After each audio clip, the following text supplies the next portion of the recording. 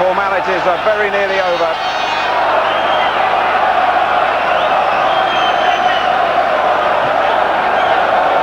There's a real buzz about this place at the moment. Let's get back to Jimmy Lennon. Ladies and gentlemen in attendance, boxing fans joining us across the UK on the ITV Sports Network, and sports fans joining us around the world, we welcome you to the London Arena for the main event of the evening, Sudden Impact, brought to you by Frank Warren Sports Network and Don King Productions, as sponsored by Acclaim Entertainment. This time is sanctioned by the World Boxing Council, President Jose Sulaiman, Supervisor ringside Enza Yavaponi. It is scheduled for 12 rounds of boxing, along with the British Boxing Board of Control, the steward in charge, Nipper Reed. Positioned at ringside, Dr. Shapiro, Dr. Uttar, and Dr. Ross. Timekeeper at the bell is Nick White. I introduce to you the judges. Scoring this bout from ringside, Jose Juan Guevara, Anik Hokongkam, and Franz Marti. Introducing to you the referee in charge of this main event. He'll be giving instructions after the introductions, Alfred Azaro. All right, fans, here we go with the main event of the evening. And now, ladies and gentlemen, and boxing fans joining us around the world, it's showtime for the WBC Super Middleweight Championship of the World. I introduce you first the challenger on my left, fighting out of the red corner. He enters the ring wearing green trunks with white trim, fighting out of Freeport, Illinois, in the United States. He weighed in at trim and ready, 11 stone, 11 pounds, or 165 U.S. pounds. His tremendous record includes 31 wins, 2 losses, 29 big wins coming by way of knockout, including 14 straight knockout victories. Here is the current WBC #1 super middleweight contender, the former middleweight champion of the world, known as the G-Man, introducing Gerald McClellan.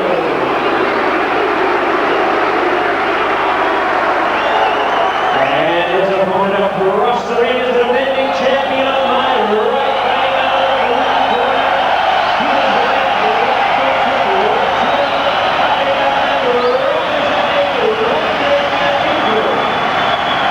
he weighed in at the super middleweight, 12 stone even, 168 U.S. pounds. His outstanding record includes 39 wins, 2 losses, 1 draw, with 32 wins coming by way of knockout. Here's the former WBO middleweight champion tonight, making the 7th defense of his current title, introducing the WBC super middleweight champion of the world. He's Gerald,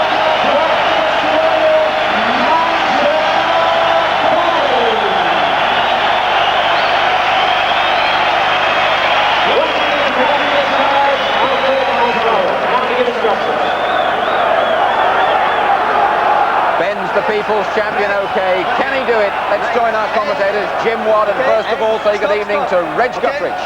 Well, hello there. Pull up a ringside seat with us, and well, to beat an old cliche to death, these two have the old equaliser, 33 first-round wins. Now, you've been warned by Frank Warren and Don King, as we did last week with Frank Bruno, but his opponent, well, he couldn't stand up in a 15-mile-an-hour wind, really. These two have had 16 title fights, and take it and dish it out. Benn, tremendous reception he's had here tonight, and he caged around like a lion there, roaring to get out. He really did. He's really fired up for this one, and he will need to be, because this is some puncher.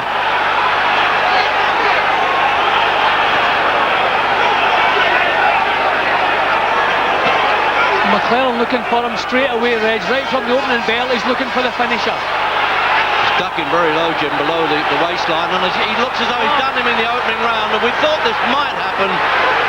That was why the odds are so big. Is he going to climb back? You can usually get a bit longer to get back from the canvas, more than 10, and he's going to. What a sensational start. We didn't expect Ben to go over this quickly, and I couldn't understand why he was propping himself on the ropes, a bit like wet laundry there for a second or two. This man is absolutely tremendous puncher. He's got to throw punches back now. Ben should take another count, Reg. He should take another count until his head clears. Get back onto the one knee, try and get that head clear. His legs are completely gone. He doesn't know what he's doing. He's not defending, he's not attacking. He must take another count, get his head cleared. He's technically ducking below the waistline, which he's not allowed, but does it matter? I don't blame him. I'd try and jump on this fella's back, but what he's doing now, that's the only way he can, is to claim him. The French referee is pushing McClellan off, which won't please him too much. The French referee has been very kind to Ben in this first round. He's given him a conveniently long count when he was out of the ring. He's trying to keep McClellan off, but this man will not be denied. Ben badly shaken. He's supposed to be at the most dangerous when he's wounded, Ben. He's proved that in the past, but this fella's a little bit higher class than some of the... See how generally he's almost falling over as he turned away from the referee. Ben is not dangerous here, Reg, because he's so badly stunned he can't get any leverage into his counter punches. See, nothing in that punch, off balance, his body weight's back. That was a better shot, but McClellan just takes it and comes back. He's not generally known to the public at large, McClellan, but the bookmakers knew, didn't they? They bet from the head, not the heart. Again, the referee been a little bit kind to Ben here. It's as though he's trying to help him survive this round. Ben has to come back with something. Has to get his body weight forward and try and get some leverage into the punch. He's backed up in the ropes, no power. This man is just remarkable. These first round wins he keeps having. Ben saying, well, I've beaten better men than he has. And he could well do it. It looks, Jim, as though he might have just ridden the storm. Still shaky, Reg. This kind of punishment takes some time to clear out of your head. But he come back with a good shot and actually made McClellan back off there. That first punch that came was really the small stone of a landslide from McClellan. He's doing the right thing now. Keep close. That's it. He survived the round anyway. So all bets off on a first round decision. That was what the bookmakers were worried about. I frankly couldn't care less about them. I'm more concerned about Ben. And they brought in Denny Mancini here, who's very experienced in the corner, to help out with the manager Peter De Freitas and trainer this Kevin Sanders here. And let's have a little nick under that right eye, Jim, that Mancini, the cut man as they call him in the game, is taking care of. That was some round, wasn't it? Totally one-sided, mind you. I mean, Benjamin only got a couple of punches in, really. The only thing Ben got a chance to display at Edge was his tremendous fighting heart, staying in there when many fighters would have gone out and stayed out. But the punches thankfully weren't landing cleanly on the chin. There were stunning punches to the top and to the side of the head, but not punches on the chin. If those punches had been on the chin, the fight would be over already. Ben out the ring here, so he's entitled to a bit more time to get back in again. And he wasn't pushed back in, that's against the rules, but I think they've parked the rules at the front gate by the look of it. Round two. Now, can you get that dizziness out? These eyes were in separate orbit at one stage there, Ben. He's a bit of a fussy referee, this European. Yeah, I think Ben should be thankful for that. His legs still look a little bit unsteady. We'll see if he can get any leverage. That's better. He has to get his body weight forward, get some punches off. There's the old Dark Destroyer now, getting back to his fighting days. Both these fellas actually were amateur champions of their own country. You'd never believe it the way they're wading in here. They're not trying to baffle each other with science at the moment. It's soft. This looks better for Ben. He's managing to get body weight forward, get some power into the punches. But McClellan even looks smooth when he's backing off. See, people always say, and quite rightly, he's a great puncher, but the fella can box a bit. That was a good shot from Ben. That was a good left hook. That's exactly what he needs. Get some confidence back into that nine. This is some comeback in the second round, isn't it? He's complaining about a rabbit blow there on the back of the neck, McClellan. Good right hand from Ben. See, McClellan does not have a great defence. Ben has to go looking and trying to make the chances. He had these fights, Jim McClellan, with two of them with Julian Jackson like this, and he came out on top in explosive starts like this. So he does have a good chin, but he does not have a good defence. And he's missing now, Ben getting under the shots.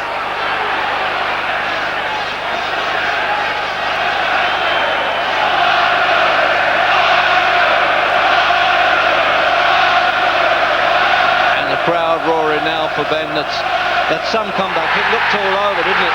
Another good right hand. Ben is getting punches through now, and he's shaking McClellan up. McClellan, no defence. He's done it before as the underdog. Remember the Aaron Barkley fight that we covered on ITV, Jim, and Doug DeWitt. They were favourites to lick him. McClellan is looking a little bit sloppy in this round, Reg. As though he felt the fight was over. We don't know anything about stamina, actually, McClellan, because he's never had to go the full distance.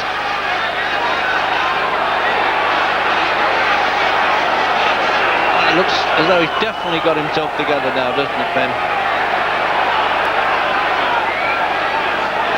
Another perfect left hook from Benn.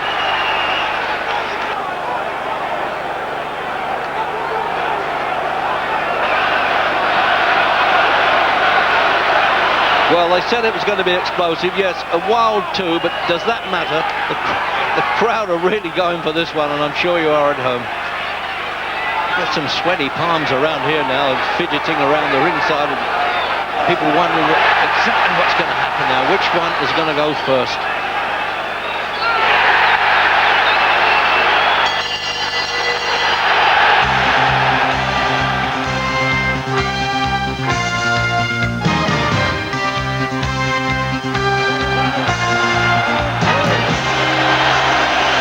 What an atmosphere it is here.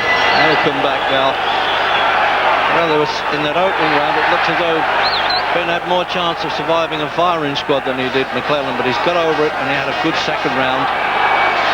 And as Jim Watt was saying, he looked a little bit defensively sloppy there, McClellan. See, Benn is ducking low as he comes forward, and that's working. McClellan has not landed a decent punch in the second round, and he can't solve this low style of Benn's out. And Benn's coming out of the crouch, and he's landing the shots. Benn has found the perfect answer to McClellan's style. Keep his own chin low and come up from the crouch with hooks. And he's doing all the things that he promised as well, Ben. McClellan is actually trying to turn boxer here. Well, if he didn't have any respect for him before the fight, he's got it now. That's a good right hand. Yeah, he's got some length in those punches, Jim, too, McClellan. He can hurt from a distance punch. But Benn's tactics are perfect in the second round, and the way he started the third here.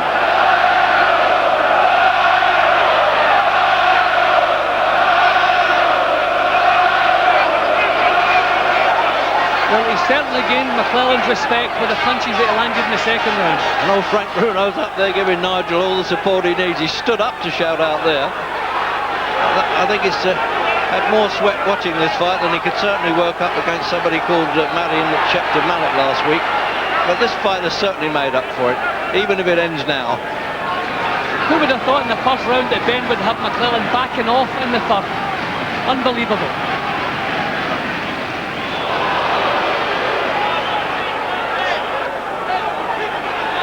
Benn's head just a little bit high that time. When he keeps it low, bobs and weaves as he goes forward, he's keeping out of trouble. Oh, he's dealing with that uppercut there.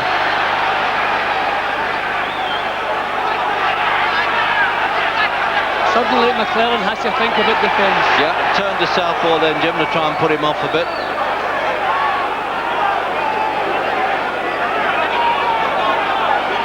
See, these first round wins that he's had so many of them now, McClellan, it looks like, well, nothing recedes like success because he's got overconfident. But he's still there. Oh dear, those left hook followed by a good right hand, Reg. That long right hand I just said to you, that's the one he hurts with as well. That is the big difference between the two. The impact of the punches when they land. McClellan's punches are hurting, but Benn's not really getting the same impact. Oh, they're hurting all right, but not getting him over.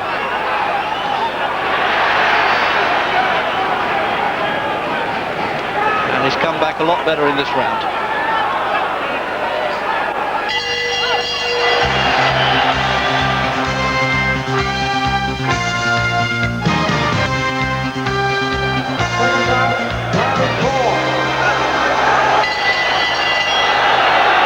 Round four, and certainly the old Royal Fusilier here is showing all the five in spirit, and he's mustered the will both to revive body and spirit after that what could have been a disastrous opener there for Benn.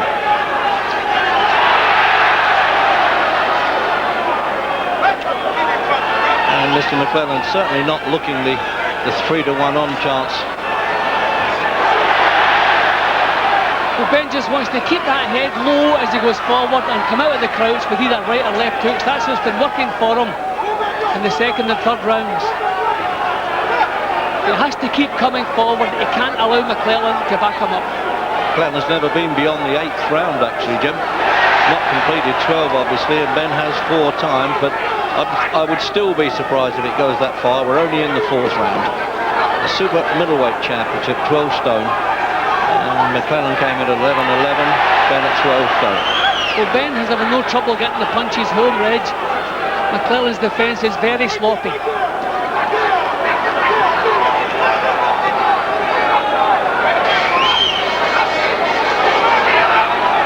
He's certainly given it the old blaster that we saw in the early days of Benn's career when he was really knocking them over, what he used to call the Mexican road sweepers. This fella's a long way from that. McClellan still hasn't solved out Benn's style. He's been missing with that straight, long right, and he's not coming back with the left hook, so Benn is keeping out of trouble. Remember, he was a former WBO and WBC middleweight champion, McClellan. He vacated those championships to come up into the higher division. I think Benn has shocked McClellan with his punching power and his heart. And McClellan hanging on for dear life there, absolutely. It was like a sailor there, Jim, in a storm, you know, clinging onto the mast. He wouldn't let go of it. All right, it might be a bit scrappy, though. I said they're not battling each other with science particularly, but it's absolutely thrilling stuff, and the East Enders here are really lapping it up. No, they just whisked past it there, Jim. The crowd thought they landed, but the second punch didn't. But the main thing is Benn's the one exerting the pressure, still pushing McClellan back.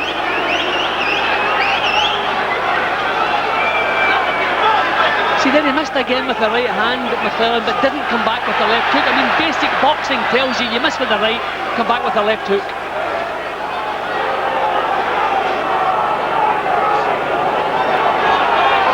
With this pace alone, Reg, something has got to give.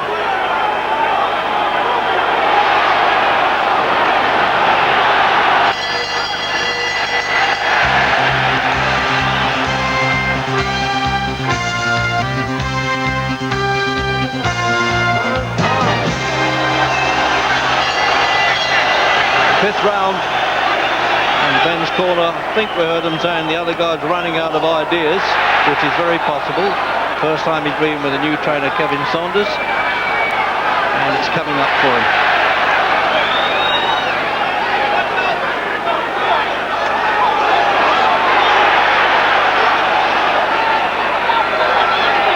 As you say, Jim, very few of them get McClellan on this back foot and moving off like this.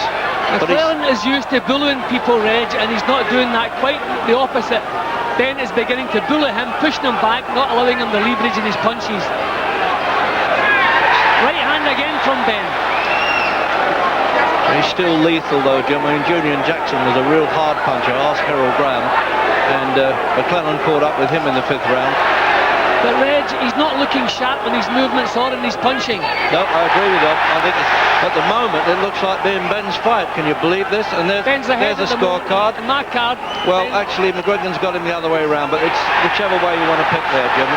No, I think Benn's work rate and his cleaner punching has got him in front. McClellan's been jabbing and trying to keep him off balance. I like Benn's work far better. Oh, what a shot! That's a shaky one. Turn to southpaw again. You see, he's liable to confuse himself as well there, McClellan. It shows a little touch of desperation there. I think he's a bit shocked that this fella's got a heart as big as a lion anyway, hasn't he?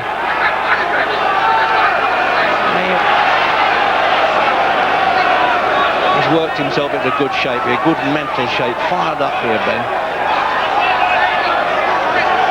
We've seen him come through a few of these in the past. McClellan's looking a little bit more composed in this round. Still no defence, he's very, very reckless, but looking a bit more composed. Almost losing the gum shield there as though he's spitting it out, McClellan.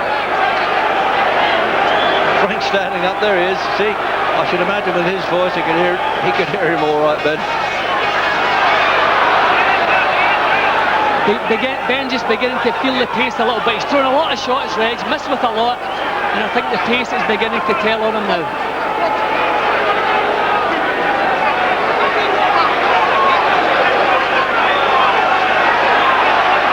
A long time since I've seen Frank Bruno more excited than this, and I hope you all are. I wonder why he's leaving it out of his mouth for gumshoe like that. I think the referee's entitled to tell him to put it back. It's obligatory. Oh, there he goes again. It could be breathing problem, Reg. I don't know. I mean, I've never seen a fighter doing that with a gum shield voluntarily.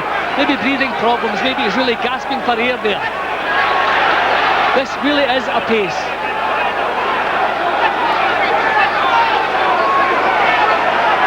Well, we had a build-up for this fight to say it was exclusive and explosive. And I doubt whether people believed us. So, Gary, I think, has got Nassim over there. Let's see what he has to say. Naz, I don't know how Ben got back into the fight, but what a fight. He looks like he's going to win it now. A great fight for Nigel now. I can see him taking him out, believe me. 2 more rounds. Nigel's looking the stronger fighter now. He's took the punishment. He's coming back with war. He's coming back with punches. McClellan really isn't used to this sort of fight. He gets him over quickly. Do you think this is now going to be in Nigel's advantage? I think definitely this is Nigel's advantage because, I mean, he's blown himself out basically. He's thrown all the punches, all the bombs he can. Believe me, it's Nigel's night now. Let's get it on, Nigel. Are you, like the rest of the country, surprised that Nigel's doing so well? I wasn't surprised because I said to people there might be an upset. As soon as I got into a place, I felt there might be an upset tonight because Nigel, once he starts knocking good shots out, Nigel takes him out. Thanks. Well, there it is, and you can see Naz in action next week on ITV from Edinburgh. So round 6. Looking at those points there, Jim, perhaps Barry McGuigan gave it the 2-pointer in that opening round from the knockdown. And that was... yeah, that was just about swinging. Yeah, we're just about swinging it. But, all right, well, let's call it level. But I would have leaned now a bit to Ben on the scores. But what I noticed, Red, there was an awful lot more care and attention in McClellan's boxing in the 5th round there. He's gained Ben's respect. He knows it's going a lot longer than they expected, and he needs some steam. He needs to look after his team. So he's got him level now, Jim, and the unofficial. 3 judges, Switzerland, Thailand, Mexico, if called upon. I think they might have a superfluous job still. Long way to go yet. I just think, Reg, with the pace that they're setting, someone has got to go physically, even if they're not knocked out. Sheer exhaustion could decide this fight. Ben has always said if he takes him a few rounds, he really fancies the job, because there is some doubt really about McClellan's staying power, but it's never really been proven. On the other hand, you know, once he gets past the 8th round, it's unknown territory. But Ben's still not allowing McClellan to settle. This is what he must do. Go making the chances, push him back as much as possible. No, they're not getting through those punches. They might look from the back of the hall, but they will. He was ducking and diving, as if, to use a Bruno expression, quite well. As long as Ben stays low, he's normally out of trouble. It's when he leans back, he's taking severe chances. He's almost calling him on there, isn't he, Ben? Do you notice that? Yes, it's looking over to the corner saying, don't worry, I'm okay, I'm in charge, I got it here. Came in with a new hairstyle. He's had the old woolly hat on, concealing that from us at press conferences.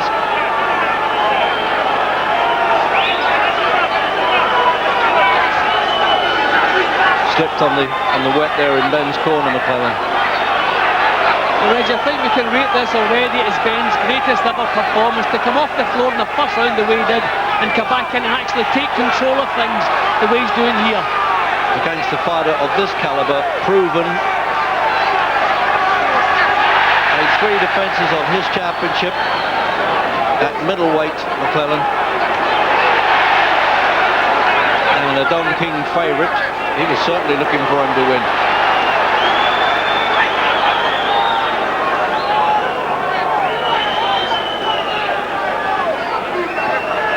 Ben's legs looking very tired now, Reg. McClellan's still just looking a little bit more composed, but he's still being pushed back. There goes the shield. I'm not surprised. We've been talking about that. That was a racing certainty. The only bet of the night. I'd have liked that one, that it would come out. And a couple after the bell as well. He's hurt there. And I think Ben knew it and just took the... No, well, that's it. Well done, mate. Yeah, he bowed to the Frenchman there. Bit of Euros. I think we should get him on the politics, Jim. I'll get the word out in a minute. I'm so excited with the rest of you. The old-fashioned sawdust bowl. We got the lot here. Well, you would in the old East End, wouldn't you? So there's the gun shield coming out, Jim, in replay. Well, I'm not surprised. It's been half out for most of the fight. Good left hook. The only slight problem for Benn, his punches are not having the effect you would like to see in McClellan. He's landing good shots. He's landing far better shots. Here's Big Frank getting caught up in the atmosphere and the excitement. But he's landing better punches than McClellan, but they're not having the desired effect. Good rub down there with Sanders and Mancini and De Freitas. They must be pleased with their man's night's work. Character there in McClellan's corner called Hyacinth's Turnip Speed. Well, American fight games are Klondike characters anyway.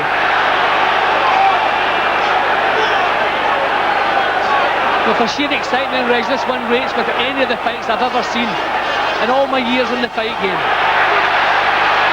Yeah, we're not worried about the technical side here too much, Jim, are we? They're both such confident boxers, but they're not bothering with that. They're just throwing bombs at each other. Benn shaking with that shot. Yeah, and he's hit on the back of the head. See McClellan standing off a little bit, giving himself room to punch. Benn has to get closer. He loves what he calls a tear-up, Benn, doesn't he? He promised us he would. Oh. Benn has to get closer. He's given McClellan punching room here. McClellan's getting a bit irritated as well by the referee getting in there when he thinks he could be unloading punches. And now Mancini screaming in the corner and Sanders. This referee could ruin a good fight, Reg. He wants to get out of there, but he decides that's a low punch. He's given Benn some time to recover.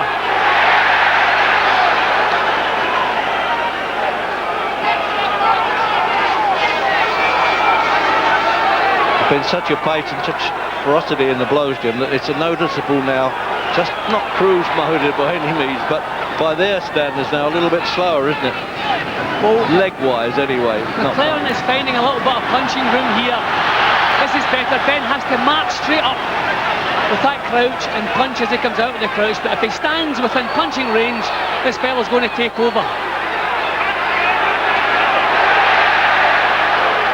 Just a point about this gum shield, if it went out among the crowd and nobody could find it, if McClellan's corner didn't have a spare, they would actually be disqualified under the new rules. It's an overhand right, again landing for Benn, but once again, not the effect we'd like to see. Good left hook from Benn. He's really doing the come on, mate. Anything you can do, I can do better stuff, Benn. Got himself in a great shape at 31s. It's no chicken in the fight game at this weight. That shield will come out again, Jim. I don't know whether it's got to be the breathing problem. Maybe his nose is busted. Yeah, I think it's trouble with his breathing. I don't think his nose is busted. I just think it's been the pace of the action. The lungs are craving for more oxygen and he's got to open his mouth. That left hook missed. A good shot from Benn, just missed the whisker. See, McClellan's still trying to get a bit more composure into his work. I saw him in a spa session once with Tommy Hearns in the front gym in Detroit, and they got applause. Can you imagine that at a workout? That was a tremendous left hook from Benn. Again, when he was in trouble himself, that one really shook McClellan.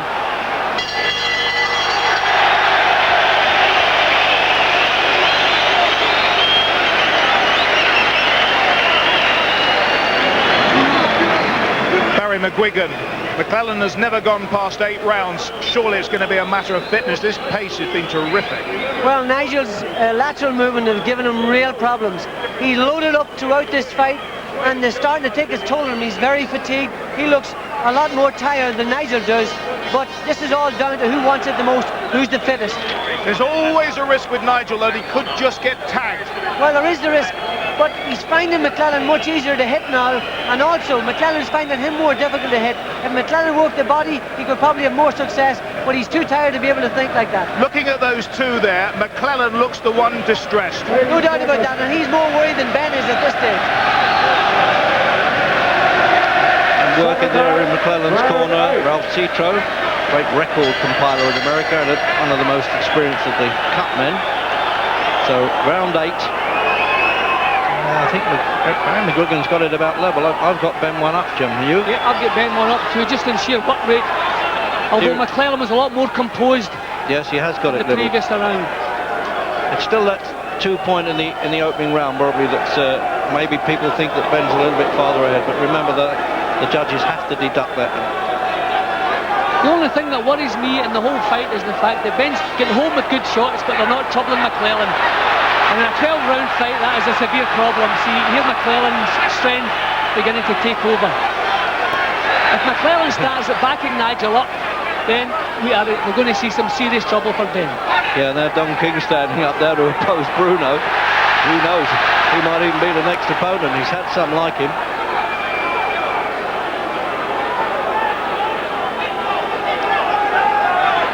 Ben's too tired now to think about tactics. This is sheer heart, the sheer warrior's heart that's keeping him going now.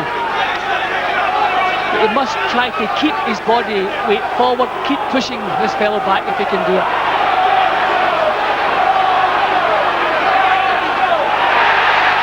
Still not getting out of the way of punches, McClellan, but I tell you what, Jim, you can't question his heart either. He's taken some tough shots.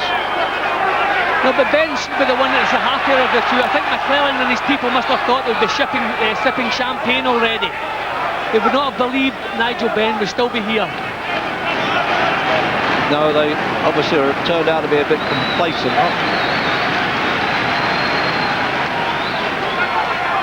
He's actually not managed by... Well, that was a good right-hand lead from McClellan. Not managed by Don King anymore, by the way. But King, he's under the King umbrella, as they say, in a promotional sense.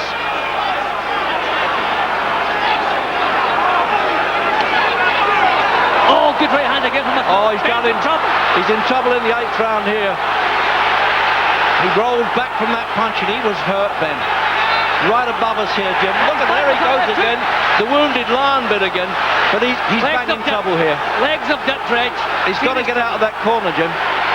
He's got to get out of that corner, and he won't. But he doesn't mind being in the corner. That was the own impetus of missing with the punch. He's got to count there, the referee. Ben was actually stumbling to the floor of his own accord. Yeah, I know he was. Punch landed, so the referee has to call it. Exactly. Oh dear, that's put him back on the point schedule anyway. Again, Ben comes back with that left hook. Right hand from Ben. Well, we kept promoting this fight as being explosive, but I tell you what, we didn't promote it enough. One explosive, of the few fights, Reg, even better than we anticipated. Yeah. Punishing, grueling, and I'm hoping now for his sake, Nigel Benn, that that round didn't take too much out of him. And there's a rundown, as I said earlier, with the corner men. But the little bruise under Ben's eye has been taken care of okay. And there you are, this is the other side. With the trainer there as well. Let's have another look at that, Jim. Well, once again, it's only the sheer heart, courage of Nigel Benn that kept him in the fight. These were the bombs that knocked out Julian Jackson and all the rest on McClellan's record, but Ben has taken them and actually come back with good shots of his own. Tremendous show of courage. This is where his legs actually dipped as though it was all over, and he seemed to stumble forward. I think Ben threw a punch, missed, and he was stumbling. He was going over to the floor of his own accord. See that one? He was falling over, but the punch just sent him over, so the referee had to count. Yeah, I don't think McClellan can believe... Oh, tremendous punch. ...that Ben's still there. First time he got into a 9th round in his life, McClellan. See, Ben's tiring now, Reg, and his chin is up a bit higher. He's trying to get his hands up there. They must have warned him, the cornermen there. Tuck the chin down a bit. You're taking chances. As soon as the fighter's tired, Reg, up comes the chin. That's what's happening to Ben, and that's what's getting him in trouble.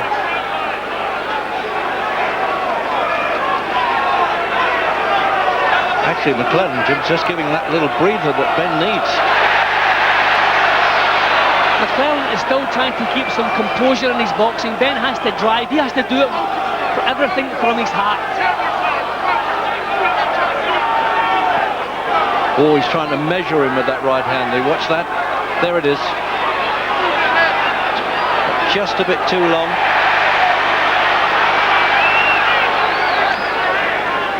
tell you, there's nothing at all wrong with Gerald McClellan's courage or his chin. He's taken some real shots from Benn. Yeah, there's the unofficial there by Barry, who's got him 2 points in front. Those knockdowns have done that. I tell you what, he can cancel out all the arrears any time then once he throws the right leather. They may not travel very far, his punches, but I tell you what, McClellan gets the message. Just puffed under both eyes. Thumb in the eye, I think, from McClellan. Oh yeah, he's bit. complaining there. Not happy, not happy. No, he's caught his head, caught him with his head. Yeah. Oh, now the crowd don't like this. Penny Mancini screaming at the referee, make him fight on. This is good news for Benn. This is good news for Benn. McClellan doesn't like it. Well, Benn always said if he gets in a distance with this guy, we'll find out if he's got it. Well, big question mark hangs over McClellan now, Reg. When clashes of heads are just expected in boxing, you take them and go on with the job. Lack of professionalism there from Gerald McClellan. Just rushing in, Ben. It wasn't sort of stand-off, deliberate butt or head of ball or something.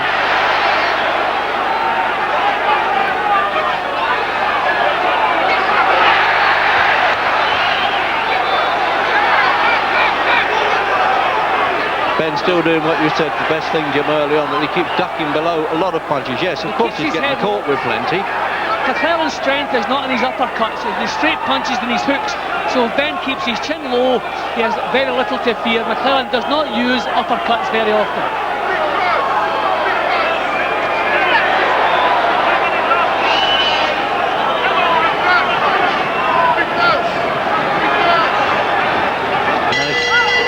Managed to tuck the gum shield back in there too, McClellan, at the end of the night. Well, WBC Super Middleweight Championship. They're the two of the tournament, and as I say, added to that, Hyacinthus turning speed. There's a name for you. So that little, what I call the doll's house arm, is actually called an end swell that they push against the eye, which is iced up. Let's have a look at this. Well, in that round, the courage was shown. I mean, that was just a stumble from Ben. It didn't even look to me as though the heads collided. I thought he was actually complaining about a thumb. Yes, he actually did. Yes, yeah, but it was, you know, it wasn't a butt by any means. He fell. Wait, what? But now listen, the half swallowed it that round. Don't forget the jab. Come on now. 3 rounds to go. Come on, you'll be the champion of champions. Come on. Well, there it is. It's a bit like having Lester Piggott on a classic horse when old Denny Mancini starts shouting at them and getting them home in the last furlong of a fight. 10th round of this scheduled 12 at the 12-stone division. And the 7th defence here by Nigel Benn, former light middleweight champion as well. Benn's actually looking better here than he was 2 rounds ago. Got his confidence back again, showing a little feint, pushing McClellan back. That was a good jab from McClellan. He's blinking a lot, isn't he, Jim? You notice that, McClellan, on the way back? Maybe a mannerism, but I doubt I've never noticed it before in his fights that I've seen. Well, there it is again. He's still got him a couple of points. It's just now what the Swiss, Thailand and Mexico judges think. Referee from France doesn't vote. Oh! Well, you saw that punch coming. The crowd must have seen it coming. They're on their feet. Gerald McClellan didn't see it now. He's got to get up at the 8. There's no 3 knockdown rule, as we told you earlier. If one man goes down in 3 rounds, bad 3 signs times. Here from McClellan, Reg. He almost swallowed in the previous round. This is bad. Great signs for Nigel Benn. This is all heart is won in this fight, Jim. And he's going to do it. He's going to stop him, I tell you that now. This fella doesn't like it the way he's going down. Of course, you're not going to enjoy being hit. But Jim Watt and I, when they go down like that, and he's shaking his head, he's going to count him out, isn't he? He's going to count him out, Jim. He's quit. He's done him. He's quit. What a fantastic performance. This ring is going to be like the London Underground in the rush hour. Crazy time. What a result for Nigel Benn, and he deserves it. Fought brilliantly, courageously, and he's still the world. He's BC Super Middleweight Champion.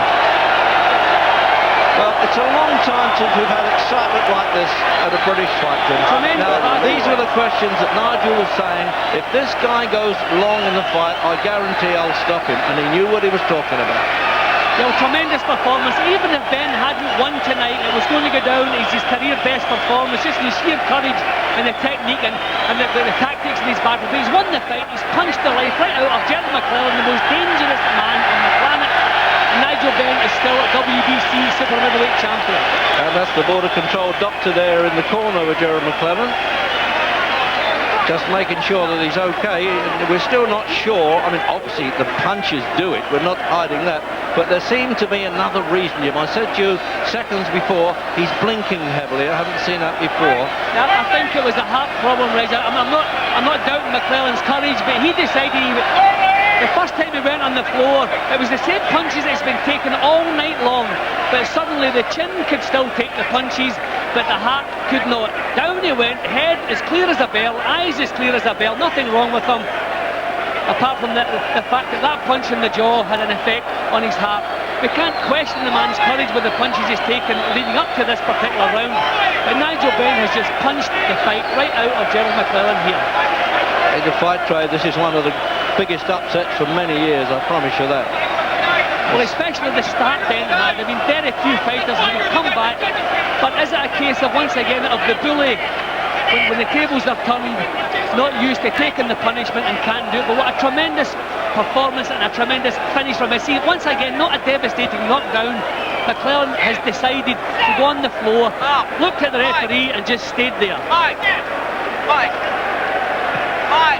So, in effect, it's actually a retirement from Gerald McClellan. On his knees to the finish. See, Benn still plenty of heart, plenty of fight. Everything Benn has, he dishes out, never quits. But here we see Gerald McClellan actually quitting. Well, that's what they call punching the life out of you. And he's lying on the floor now, McClellan, Jim. Now he's got to get the stewards and the security boys have got to get everybody out of the way. That's the border control doctor there. I think this could be exhausting, Gerald, a bit of dehydration. I don't think it's the punches that he's taken. But they'll certainly take him off to hospital overnight. Oh, absolutely. Well, let's hope he's going to be okay. Benn doesn't realise it yet, by the way, while he's doing this, and I'm sure that at least he would go over there. But we're nearly ready, I think, for Gary to try and get hold of him now and explain what's happening. Over to Gary. Nigel, that not only was your greatest ever performance, that was one of the great boxing performances of all time in this country. Yeah, well, everyone, all you lot were cheering him up, giving it this, giving it that. I knew he wouldn't be able to go the distance. I know. Yeah. Nigel. No, you listen to me. I'd like to thank my trainer, Kevin Saunders. Everyone's saying, oh, we ain't going nowhere about Jimmy Kidd. Proved it wrong. And not only that, the person I'd like to thank most of all is Paul McKenna, who hypnotised me and made me believe in myself. I don't care what I know. You listen to me. I'm always listening to you. Can I talk about the fight? Because it was a fabulous performance, Nigel. In the first round, and thanks to my manager, Mike McClellan is very badly hurt, actually. They've got a stretcher in here, Nigel. McClellan, sorry. Mike McClellan is very badly hurt. So let's just move away a second to give Mike a bit of a chance. Nigel, in the first round, Gerald McClellan, sorry, getting confused here. In the first round, actually, I had to help push you back in there. I had to help push you back in there. The first round, you were in a lot of trouble. They only brought them over here to bash me up, mate. Let me tell you that now. I'm saying what I want to say. They only brought in here to try and bash me up, mate. No chance. Bill Kelty, can you just get out of the way so we can see? Can I just, Nigel, talk about that performance? It was sheer guts on your part to get back in there after the first round. I don't care if he knocked me down, I was ready to go with him. Whatever he wanted to do, I was ready to match him. All the way, mate, all the way. Now you might start believing in the Dark Destroyer. Start believing I'm number one, second to no one. The other person I'd like... He made a believer out of me. Okay, we're going to wrap this interview because we have a serious problem in the ring here, Jim, with Gerald McClellan. We have a serious problem with Jim McClellan. Jim Rosenthal. Yes, of course, that is a very worrying aspect of this fight. Gerald McClellan continues to receive attention in the ring there. we, of course, and everybody here, I'm sure, can only hope that the challenger makes a complete recovery. Take Gerald McClellan through this aisle. Please clear the aisles, assistants. We have a program just after midnight tonight, and of course we will give you the very latest details on the situation here. We all hope Gerald McClellan will be fully recovered by then. But what a performance by this man, Nigel Benn, and that is a very worrying sight indeed.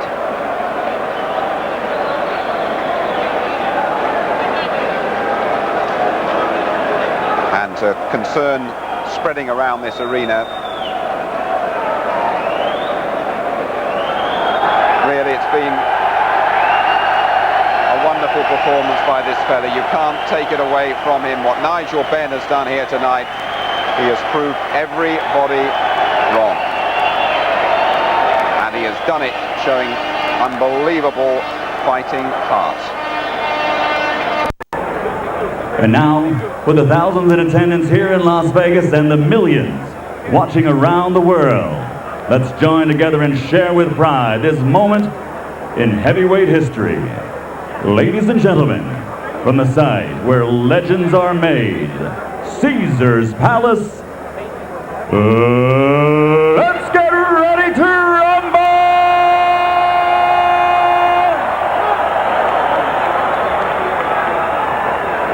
Introducing first, fighting out of the blue corner, wearing gold trimmed with black and weighing 213 pounds.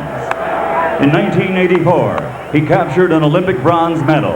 Then, as a professional, he became the undisputed cruiserweight world champion.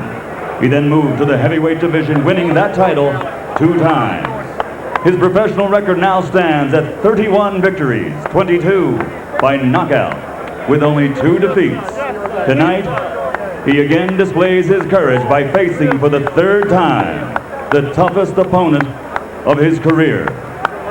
Ladies and gentlemen, from Atlanta, Georgia, introducing the Warrior, the 3-time world champion and former undisputed heavyweight champion of the world, Evander, Real Deal Holyfield.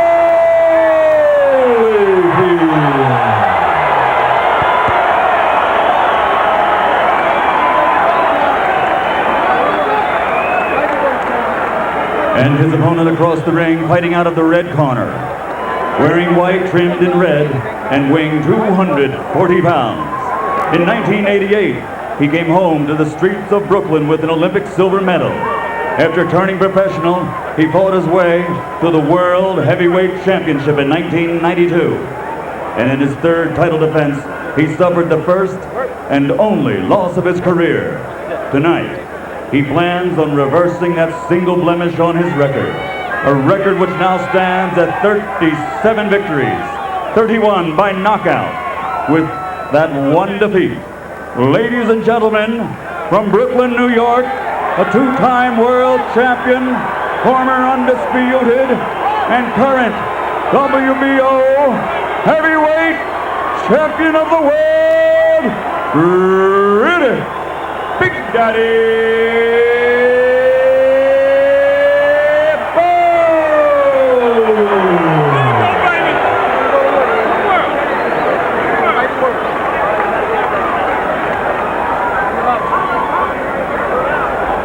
All right, gentlemen, we went over the rules in the dressing room. I want a good, clean fight, obey my command at all times, give me good sportsmanlike conduct. Understood? All right, shake hands, good luck to both of you. Where's Bowe at, Joe? Right here. Right there. These 2 fighters seem to need each other, just as we in boxing need them. And what I'm looking forward to right now is the 25th round of a long, great fight.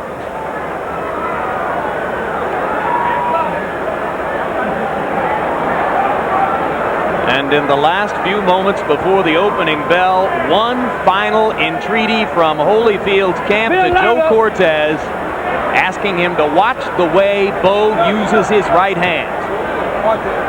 They're convinced that Bowe gets away with clubbing opponents on the back of the head too often. Huh? What do you mean it won't go? 52 degrees at audience level, 62 degrees under the lights in the ring. And a final adjustment to the ring ropes as Cortez tries to see to it that the ropes will be tight enough, although neither man here has a habit of leaning against the ropes, and they go ahead and take that restraining rope off. Finally.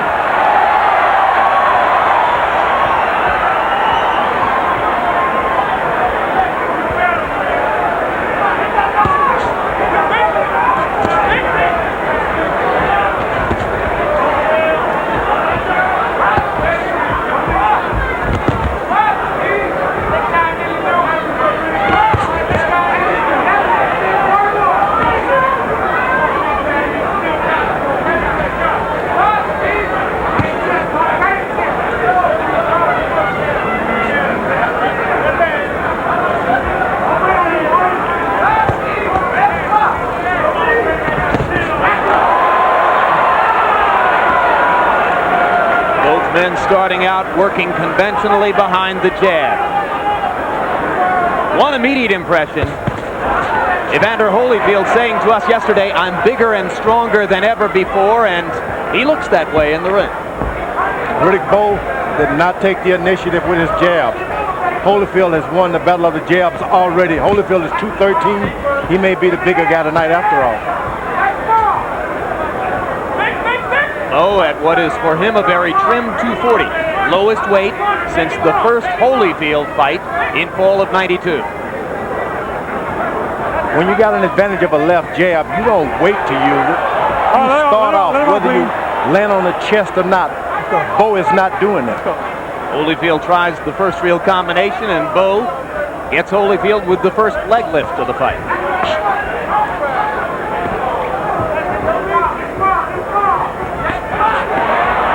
Evander tripling up with the jab. Let's go. He must remember to box and control his passion for warfare. Bowe must remember to put his punches together and make them count inside.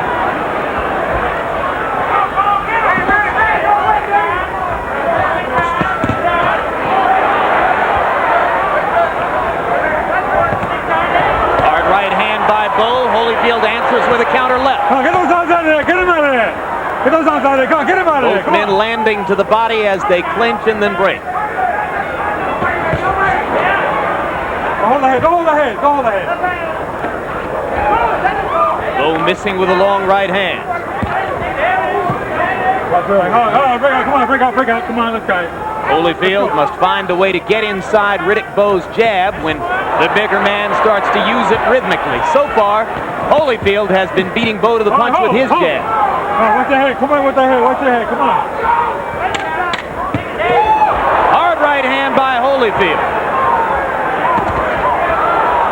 Hold the head. Hold the head, man. Hold the head. Round one ends. Holyfield seemed to throw more punches as he goes back to his corner. Trainer is Don Turner, a third different trainer in the trilogy with Bowe. First, Benton and Duva in the first fight, then Emmanuel Stewart in the second fight, now Don Turner tonight. Oh, see how beautiful that double left is working? Keep working, keep working. Breathe deep, breathe deep, breathe deep, breathe deep, breathe deep. Just get used to that cool air, that's all it is. You're doing great. Great first round. Don't wait on him. But you can't throw one punch because he's going to counter it too. Why?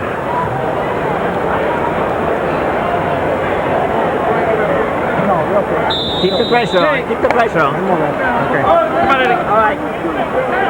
A very good first tactical round for Holyfield, beating Bowe with his jab. Come on, moving in and out and around. In the first fight, Holyfield won the first round on all three cards. In the second fight, Bowe won the first round on all three cards. Jab by Holyfield, and George, between rounds, you heard Eddie Futch saying to Bowe, don't wait on him. Yeah, you got that long reach. Why in the world are you standing there waiting to land a shot when you can throw any time you want and you got the range? Bowe needs to step up the jab.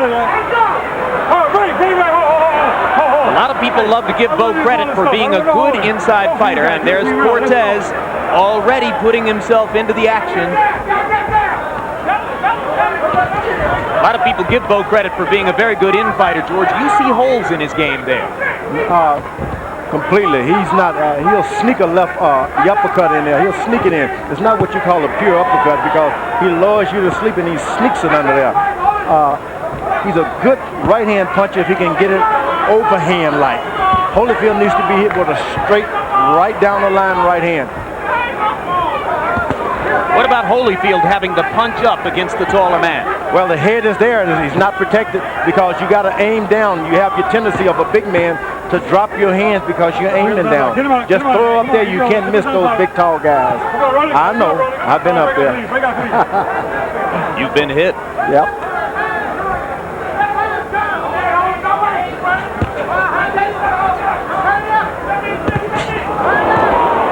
Bowe missed with a slow right hand, and Holyfield stepped in with a counter. Give me a clean round, guys. Give me a clean round. Now the right hand sharper by Bowe, and that one lands. And now Bowe gets in an uppercut.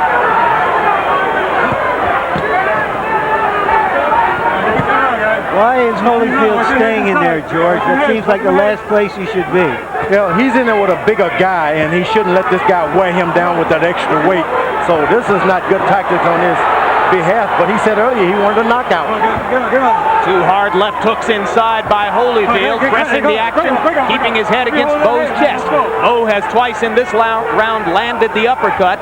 If he remembers to throw it, as he did in the first fight, it can be an extremely effective blow. Straight right hand, not a lot of snap behind it for Bowe, but the left hook inside is good. Holyfield with the right. Get on, let's go. Give me a clean round, guys, come on.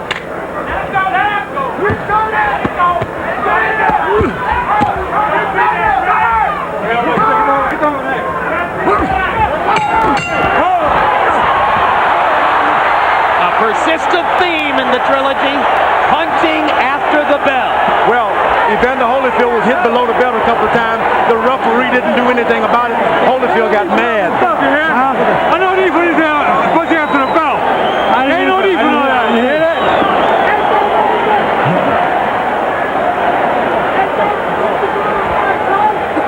He can't bounce and move like he was before.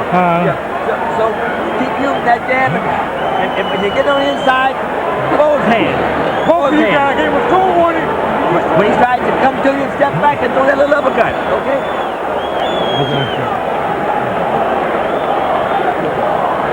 Any unsportsmanlike conduct, I'm going to start taking some points, you hear? Let's see what happened after that. At the end of the round. Unfortunately for Holyfield, that might have been the best part of the round for him, as Bowe asserted himself during that round. You heard Eddie Futch say, George, that he didn't think Holyfield could move and dance the way he did in the first round anymore, and that Bowe should go to work on that premise. Do you think that that's already out of the plan? Well, yeah, he doesn't have to move this time. Riddick Bowe is not expelling and using that jab to keep a guy moving. Standing there, you don't waste your energy if you don't have to. Why move? This guy's not doing anything to make you move. Holyfield, so effective moving in and out in the second bout, is now staying inside, giving Bowe a chance to make his power a big factor. They're trading shots at close range, as you can see. Give me a clean round. Watch the other side. Give me a clean round. Again, the uppercut by Bowe. He threw 81 of them in the first fight. And of course, it was an uppercut that rocked Holyfield in the 10th round of that fight. But Bowe only threw 26 uppercuts in the second edition of Holyfield Bowe, and that was one of the tactical differences that night. Holyfield is not doing anything to protect himself right now, so he must be feeling the effects of that first uppercut. Another uppercut by Bowe, snaps Holyfield's head back. Holyfield with some of the uppercut medicine for Riddick.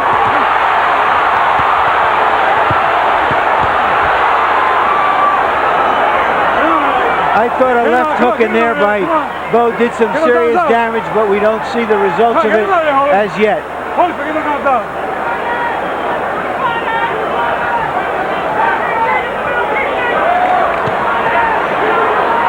Keep the punches up, guys. Hey, ho. Man, you keep the punches up. Keep them up. Let's go. We counted 10 low blows by Bowe unpenalized in the first of their 3 fights. Tonight, Joe Cortez is staying on top of that, at least for now. Holyfield is walking into this big man and absorbing punishment. That's not the way you reestablish yourself as a good boxer. It looks like a suicidal strategy, doesn't it, George? I wouldn't tell a young man with that kind of boxing ability to do that at all. Right hand by Holyfield. He must believe he's going to land enough of those to make this strategy pay off.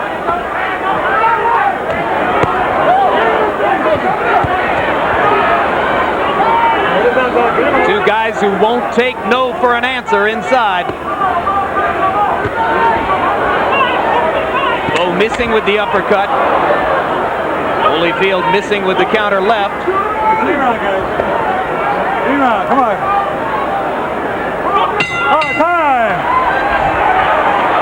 I'm not sure what Evander Holyfield is trying to prove, but I don't think he proved it with that strategy. You're wearing him down, Bowe. Keep sliding a little bit to the left, a little bit to the right. Keep throwing those uppercuts, both with the right hand and the left hand. Watch for him. Look for that one big shot. When that one big shot comes, get underneath. Bang. He wanted to move, but he can't move anymore. There you see Holyfield throwing an uppercut. Riddick both normally throws more uppercuts, and there you can see them on the belt. But as I was saying, that Bowe throws more uppercuts in one fight than many fighters throw in their careers. And this kind of tactic by Holyfield seems made for him. Maybe Holyfield knows something we don't. Punch stat numbers show the pattern of the first 2 fights re-emerging. Bowe throwing more, Holyfield choosing his spots judiciously and landing at a higher rate. Hard right hand by Bowe. Holyfield comes back with a left. And again, they begin round 4, trading shots in the middle of the ring. Crowd rises as Holyfield seems to stun Bowe with a left hook.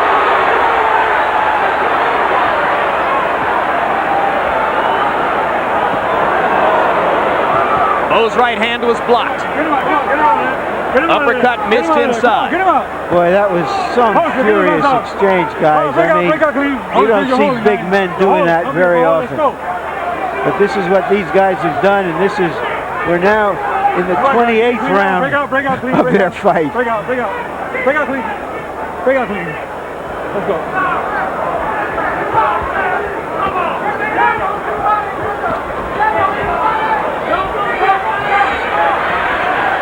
Hard for Bowe to establish his jab when Holyfield stays so close inside. Maybe that's part of what Evander is thinking with this strategy, but on the other hand, he's paying a heavy price for it. Evander Holyfield is no way, in my mind, fighting smart. He has the first time in his career I saw him look toward the ropes to maybe lay on the ropes and wait a little bit. That's not Evander Holyfield. He's never looked for the ropes to hide. Evander took a lot of punches against Mercer and was cut in that fight. He's been cut in 4 of his last 6 bouts, and that becomes a concern when your head is in there against the other guy's head all night, as has so far been the case for Evander. Uppercut lands. Come on, get those down by there. Come on. Holyfield is laying on Riddick Bowe, trying to recuperate and get his air back together. Let me tell you, he's not recuperating in the old Evander Holyfield. taking too much time to get his breathing rhythm back again. Bowe has a habit. Bowe has a habit. You saw it there of beginning to slap when he throws punches in numbered combinations. 3-4 punches at a time. Bowe's last couple of punches will be slaps. But the straight right hand is usually pretty heavy. Get him out of here. Come on. Work out here. Come on, your hands are free. Come on, Holyfield, get the knocked The out. crowd isn't into this fight as it was in the first couple of fights because most of the action is at such close quarters that it's really hard to see back of 10 or 12 rows what's going on. Bowe landed a straight right. Holyfield came back with a counter left. 4 rounds in the books.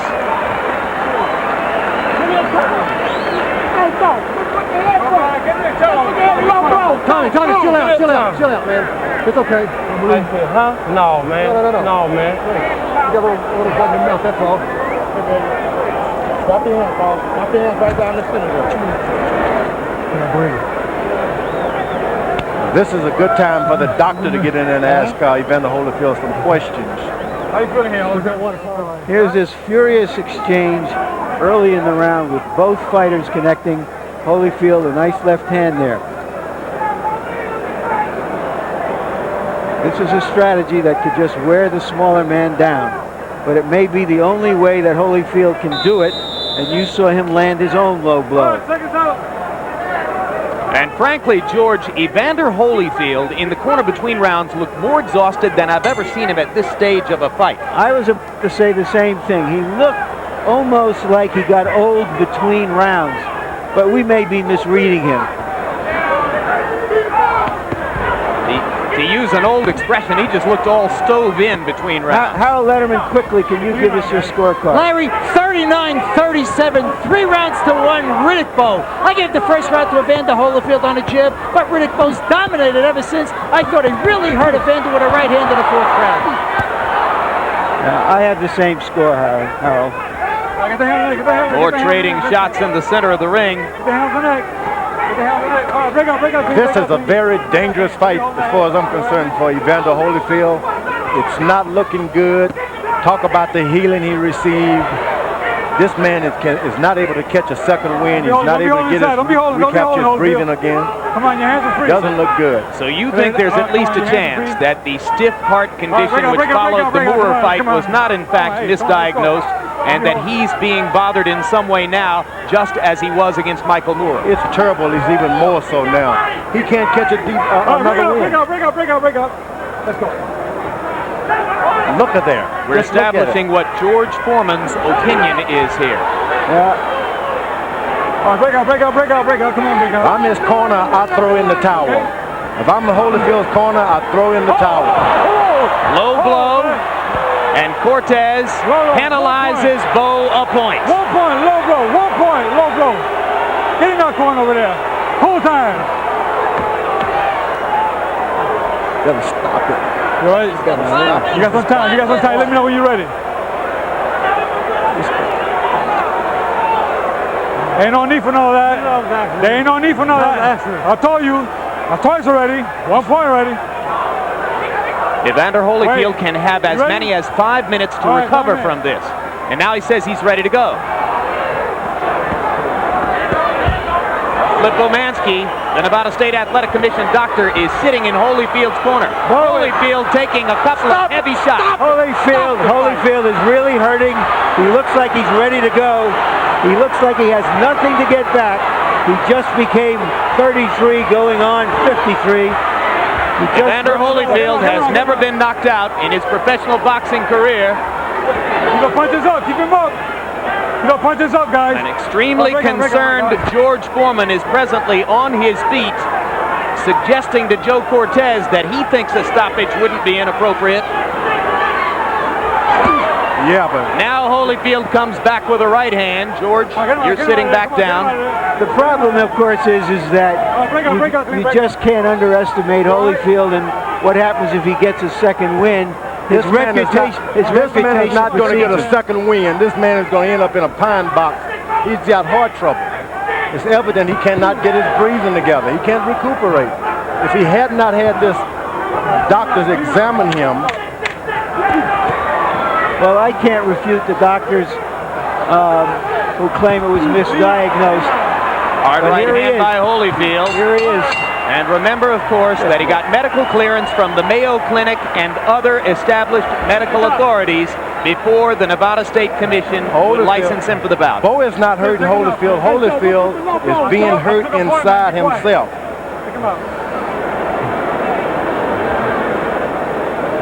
Evander, look at me. How you doing out there, fella? Stop in here, baby.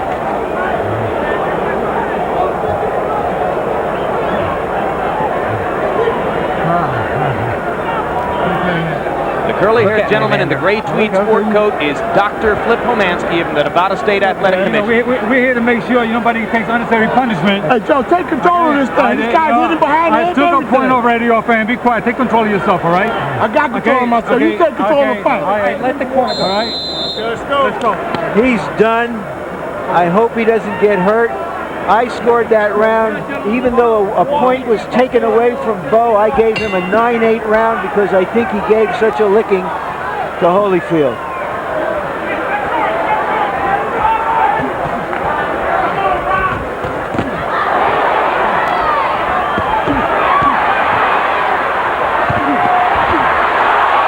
Down goes Bowe! First knockdown of Riddick Bowe's career. Not getting up. How can you ever count this man out? He is just amazing. Bowe's out on his feet. If Evander can find him, he might finish it. It was a left hook that did the damage. Evander Holyfield, not known as a knockout puncher, trying to finish the big man here. Can Bowe show the resilience that Holyfield showed in their first fight? Can he survive this?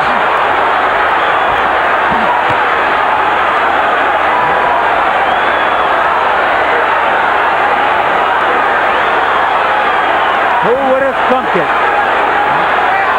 Just when it looked as though Holyfield was ready to give up, he's got Bowe almost out on his feet. And now Holyfield seems to have run out of gas. Let's go. Bowe getting himself back together. Got an excellent chance now to make it out of the round. Come on. And maybe even to turn it around the way Holyfield did on him in round 10 of the first fight. Here comes Bowe.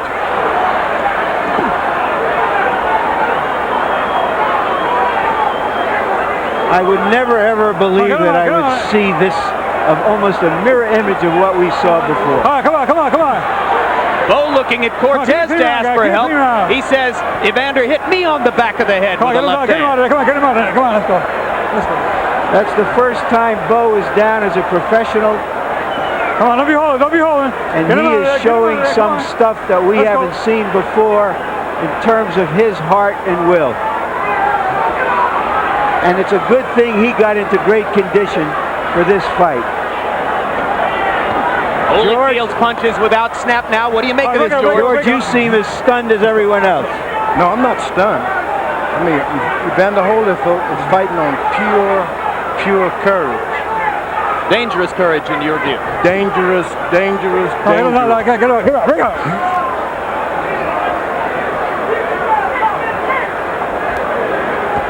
10 seconds left in round 6. Holyfield mounts an attack again. Bowe can't seem to stop the left hand. Evander misses with a right. Here we go again.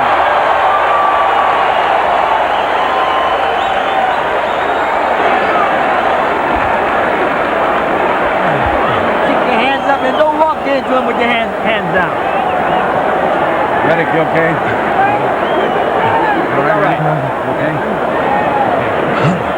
An exhausted Evander Holyfield fights back, a left hook on the chin.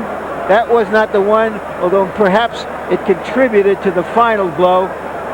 And there it is, that left hook. Down goes Bowe. Down goes Bowe. An amazing turnabout when you've been watching fights as long as we have, you're hesitant in suggesting that something like this could happen again. So we are as startled as anyone else. Round 31.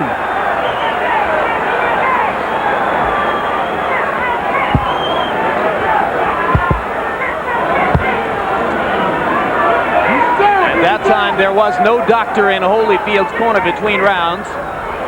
But Evander still seemed to be struggling to regain his breath. There you go, Holyfield.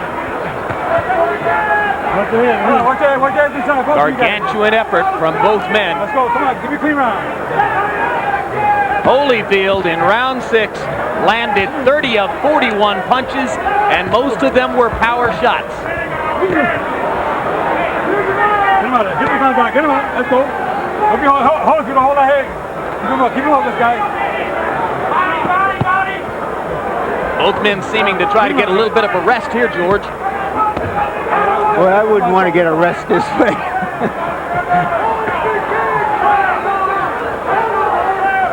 Let me clean out, guys. Come on, work out of it. Your hands are free, guys. Low punches, keep the punches up.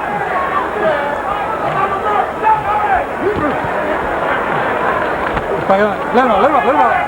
More than a minute into round 7, one short left hook from Bowe, the most significant punch of the round. Get those down. Don't lock him up. Don't lock him up in there. Get those downs out. Let him loose, guys. Let him loose. Let him loose.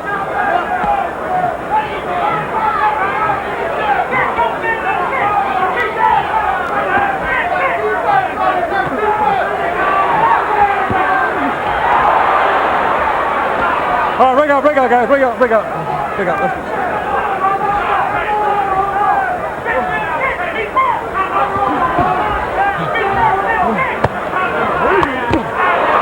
Uppercut landed again for Holyfield. Let's go, both of you guys. Watch your heads inside. Watch your heads. All right, get him out. Let him out of there. Don't be holding. Let him out. Come on, get him out.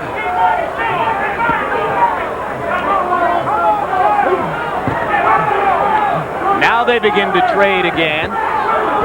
Both men finding some of the snap in their punches in this last minute of round 7.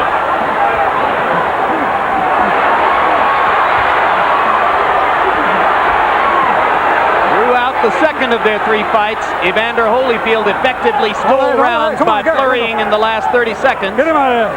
Let's see if that's what he has in mind here. Step back, come on, let's go. George Foreman, you're curiously quiet. Get the hands out. Get the head.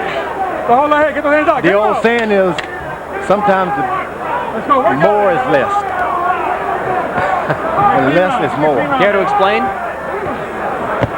You just don't feel as though you should comment on what you're watching? Is that it?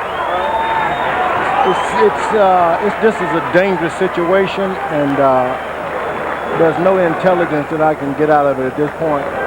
Holyfield has had this diagnosis, and he's showing it.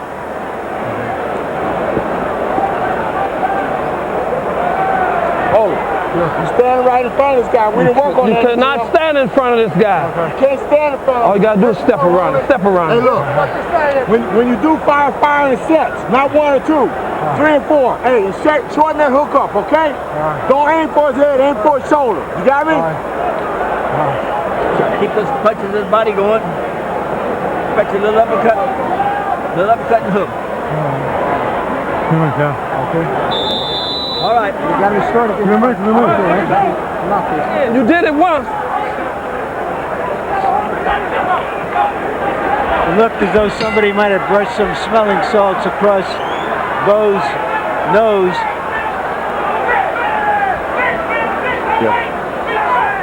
Harold, how do you have the score after 7 rounds? Larry, 4-2, 1 even in rounds, 66, 65 in points. Riddick Bowe by 1 point. Larry, I gave Evander an extra point in round 6 for the knockdown, but I still scored that other in round 5, 9-9. I scored it even. I'll tell you, this is tremendous stuff. Hard right hand inside by Holyfield, and now down goes Evander. A right hand by Bowe. A right hand inside. As Holyfield lunged to get back at him. 7. Did the trick. Don't think he's going to make it. 9. No, he made it. How do you feel? How do you feel? Take a step forward. Take a step forward. How does he feel? Take a step forward. Take a step forward. Wonderful. Terrific. Let's go. Third knockdown of Holyfield's career. Here comes the fourth, and that's it. That's it. That's it. That's it. What a fight. Once again, they even exceed the highest expectations we had.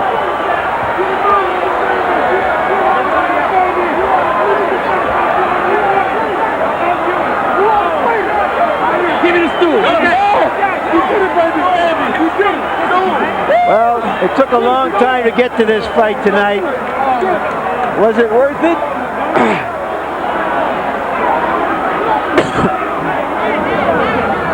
Very first time. Holyfield should have oxygen in that corner now, I know that.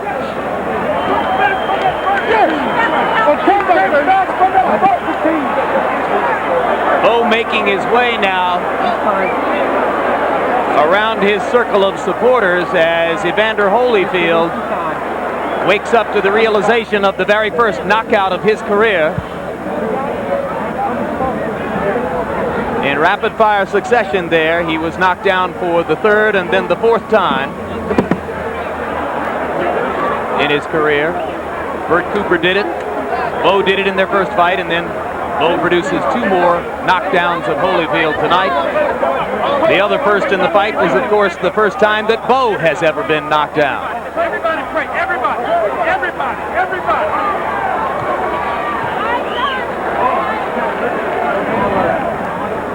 Prayer of thanks for Riddick Bowe.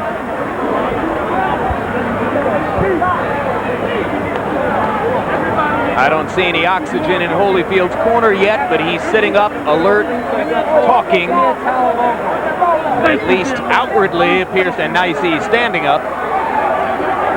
And that's Dr. Flip Pomansky, who's right there with him, observing at close range. Okay, look.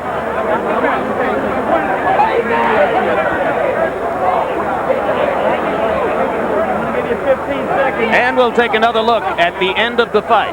There's the hard right hand that Holyfield landed in there, and then the right hand by Bowe, and down went Holyfield. I'm not even sure Riddick knew that he had landed that hard a shot. That was the first knockdown. And another look at the first knockdown. George, this short right.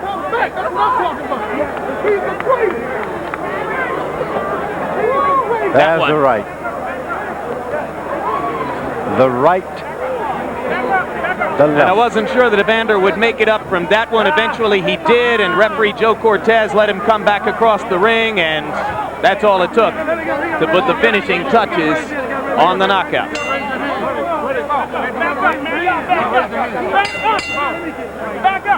Ladies and gentlemen, here at the site where legends are made, Caesar's Palace, a round of applause for two warriors in the heavyweight division. Fight number 3 was everything we wanted it to be. Referee Joe Cortez calls a halt to the bout at 58 seconds in the 8th round. The winner by TKO victory, and now reigns supreme as the best heavyweight in the world, Riddick Big Daddy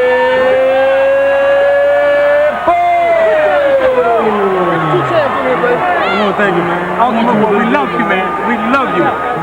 Veteran fight fans will acknowledge it wouldn't be Vegas if there weren't something fascinating to report about the scorecards. 3 of the most venerable and respected judges in the sport, and all 3 of them had Evander Holyfield leading by a point after 7 rounds. In effect, the margin of difference there, the 1 point which Joe Cortez had deducted from Bowe for low blows. Punch stat numbers are equally as interesting, reflecting as they do the fact that Bowe was considerably busier, throwing more than twice as many punches as Holyfield, but on the other hand, Holyfield landed at an astonishing 60% rate, mostly with power punches, because as we look on to the power punch statistics, you can see that again, Holyfield landed only 96 of 161, but that was a 60% connect rate, as opposed to Bowe, who was also doing a lot of damage with power punches. Riddick Bowe's jab is supposed to be his basic weapon, and it was through much of the fight. as he threw 144 and landed 65. But again, Holyfield landing 61% of his jabs. Riddick Bowe easier to hit than the best heavyweight in the world ought to be, at least by these numbers. After the fight, Larry Merchant spoke to both warriors.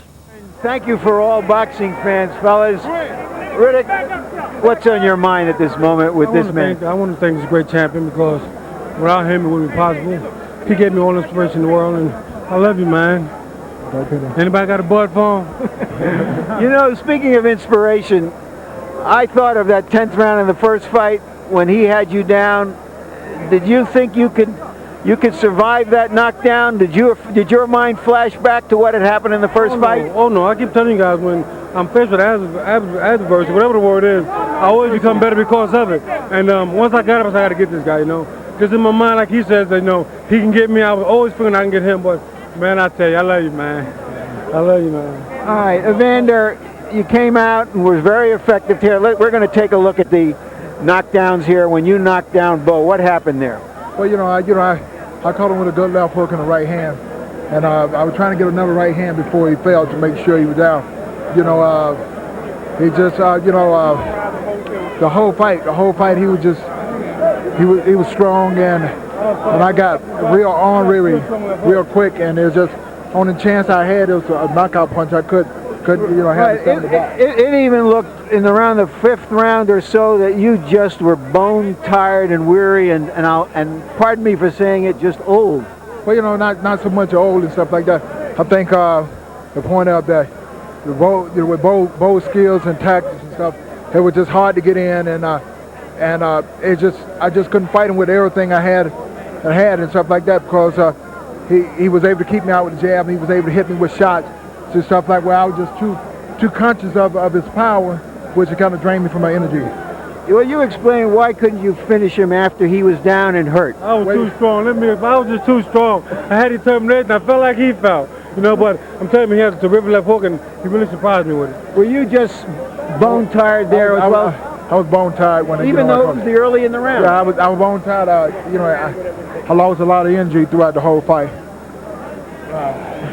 You're stretching yourself as though something hurts you now, Evander. What is it? My shoulders hurt, and it's just every shot I just had to swing with all my bite to try to get him off balance and things like that. And he was the best man, and ain't nothing I could take away from him, because it's not like I wasn't prepared. He just better. Well, thank you for this night, and thank you for your career, Evander Holyfield. All right, Riddick. All right, let's go at it. He comes out in the first round and starts beating you to the jab. What's in your mind then? Well, I told you I was going to be calm, cool, left to see what he had to offer, and then go into my act, and that's exactly what I did. All right, and then he started to lean on you and fight you on the inside, which seemed like the worst kind of strategy. Yeah, what were your thoughts? I think the body shots took their toll, and they really started hurting me. Every time I hit him with a shot, I would hear him win. So I pretty much stayed with that attack, and started throwing the uppercuts and the left hook. Were you looking across the ring, and could you see how out of it he seemed to be getting? Especially when you're sitting on the stool. And I knew that if I maintained my composure, eventually I would get him. But he has a sharp left hook ball. He surprised me with that shot there. So because you saw that, did you get careless and come out with your hands down when he knocked you down? That could put a bit factor, but actually I wasn't even thinking about it. There was a shot he threw and he caught me with it. First time down, what flashed through your mind? I mean, I knew I was down, and when I looked up, I said, I know I ain't supposed to be down here. This don't look right. And so I got up and said, I got to get him down. He just made me that much more determined. I tell you, Ben always bring the best out in me. My first time down, I got up and I did what I had to do.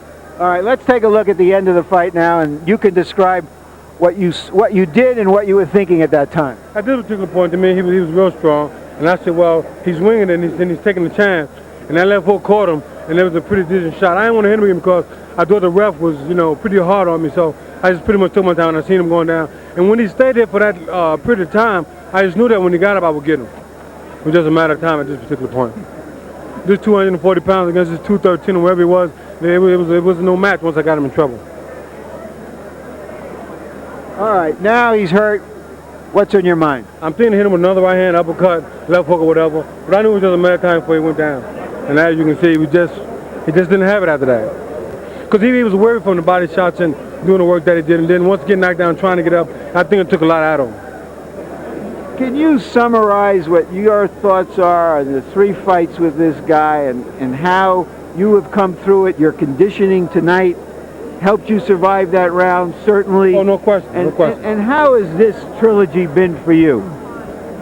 Will this be something that's with you for the rest of your life? Oh, no question. I mean, Evander's a great competitor, and like I said, without Gonzalez and Evander Holyfield, at this particular point, I don't know where I would be because they brought the best out of me, and I needed this challenge, and I just had to take my hat up to him. He taught me a great lesson in the second fight that in order to beat a guy like Evander, don't never underestimate him, but you have to be in great shape, and that's what I did. That's what I learned from these 3 fights. One last thing. Are you going to fight Lennox Lewis next at last? I mean, right now I ain't fighting nobody. I'm going home. I'm going to go see my kids. I've been missing them. And I just want to go home now. I want to say hi to all my people in Georgia. And the man has been great. And I wish Evander Holyfield all the luck in the world. Thank you very, very much, Riddick Bowe. Now back to you, Jim. Is Fred Abatello. The referee for the main event is Johnny Lobienko. Ladies and gentlemen, introducing the principals for the main event. First, the challenger. He hails from Leavittsburg, Ohio. He weighs 211 1/4 pounds in blue trunks trimmed in white. The man who's caused more blackouts than Con Edison. Here is Earnie Shavers.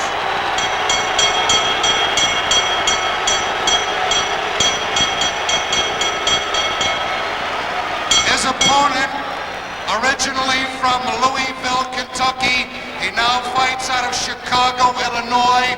He weighs 225 pounds, white trunks, trimmed in black, the one, the only, the world champion, Muhammad Ali. 15 rounds or less, Johnny Lobienko is your referee. No question about the crowd reaction. It's a Muhammad Ali audience as we begin tonight, Ken Norton. Now, for the first time, we see both men without their robes. How about Ali? Some say he's not in shape. What do you think? I think the man is in shape, but he's a little flabby. The thing remains to be seen if he's weak or not. Ali was way overweight a few weeks ago, a few days ago, whatever, and he seems to have fasted to lose the weight very quickly.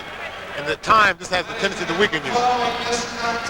And so in later rounds or in other rounds, we will soon see. Taunting Earnie Shavers. It's almost difficult to take Ali seriously, isn't it? Or is it? No, it isn't, because you know when you get out there in the middle of the ring, once the bell rings to start the fight, and he's out to take care of you, and you have to be in shape, you have to be in the frame of mind to also be out to take care of him. Ali continuing to stare down Shavers. Shavers seems to accept it all very well. He's almost obliterated what Ali is doing until the bell rings, and then he'll see what happens. That's true. I think as Shavers said, this is one chance in a lifetime to make it. It's a chance for him to make a lot of things for his family, to get a lot of things for his wife. And I'm sure he knows what he has to do, and he's ready. It's scheduled for 15. Most people feel it'll not go 7, and Ali is an obvious favorite. But Shavers has the power, if he can put 2 big punches together, he says, to win the title.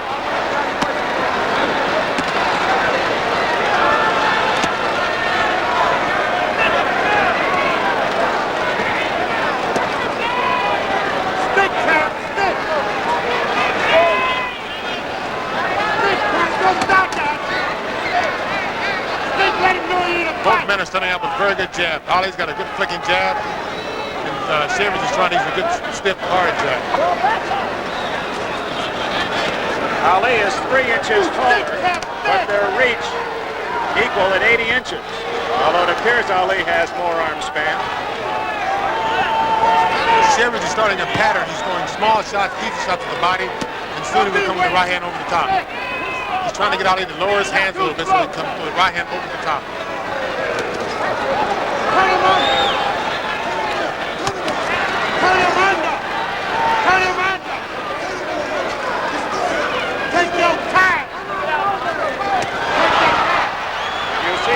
Different from Ali in this first minute.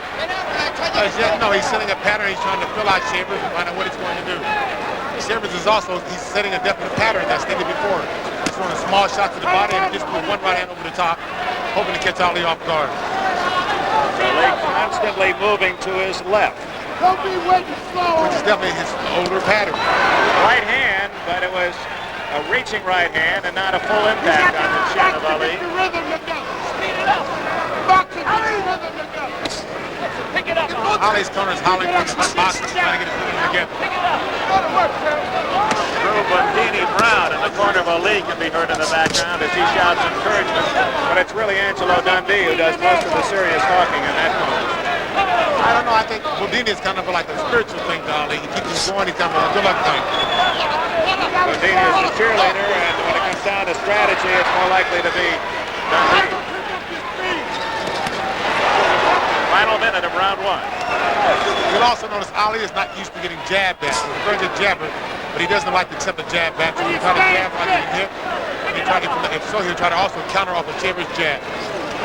It's been a fairly stationary Muhammad Ali in round one. He's not done much dancing. Stayed up on his toes and well spread. One thing I don't understand is that Shavers is going down, he's blocking the outside punches with his gloves.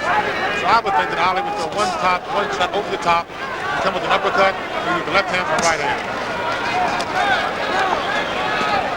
Closing seconds of round one. Madison Square Garden in New York for the heavyweight title.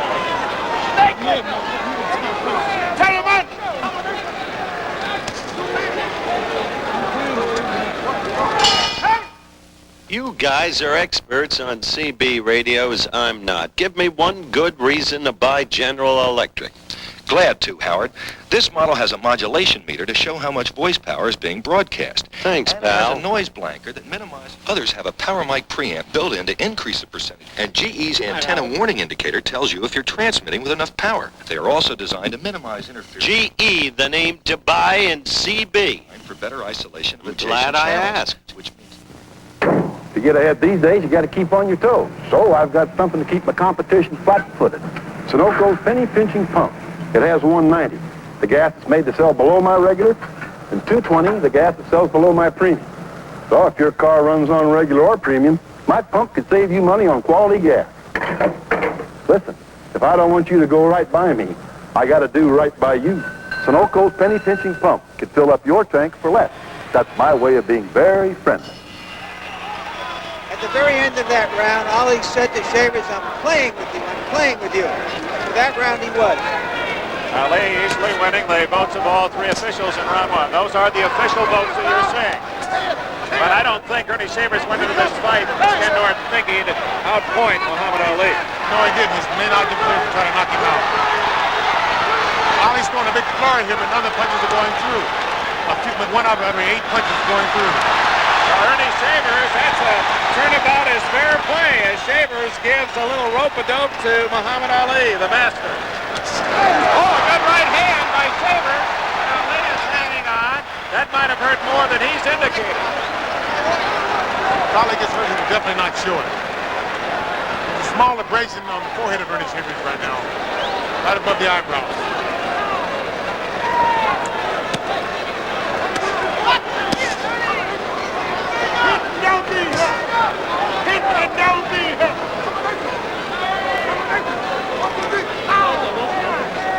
Ali again talking to Shavers. He's trying to talk the man into something erratic. Another thing, if Shavers is listening to Ali talk, he cannot concentrate on what he's supposed to be doing. He was saying, you ain't got nothing, is what he just commented, a comment he just made.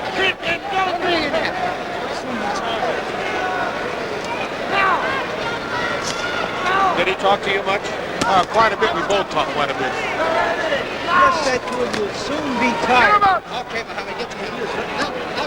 I think this is what Ali is banking on. He's hoping that the man will expend all of his energy and then later on he'll be tired. But then again, Shavers has stated that he's trained hard. He's run 5, 6, 7 miles, and he's ready. Ali has already survived Shavers' best round. Right hand, and Ali is hurt. Ali is staggered. His eyes are glossy.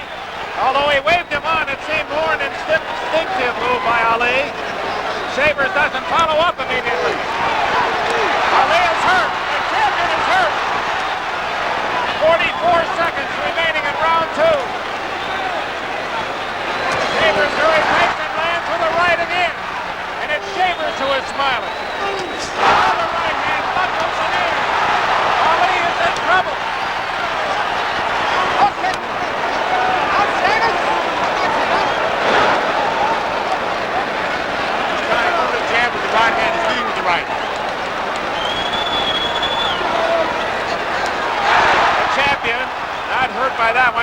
survive round 2. As Shavers shows he can unload and he can land.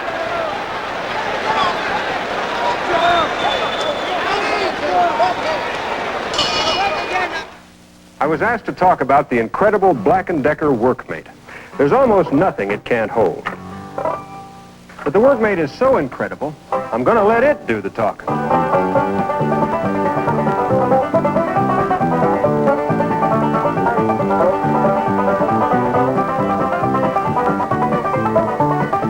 Two obviously goes to Shavers, 1 round apiece. The champion in the light trunks, staggered by some Shaver right hands, but the one thing people have always underestimated about Ali is that he takes a punch as well as anyone. He takes a very good punch, and he has a way of covering it up. He has a way of outsmarting you. He has a way of tying you up in order to conceal it. His eyes appear to be clearer than they were in the middle of that second round. That was a grazing blow. What Shavers is doing, Ali is starting to jab.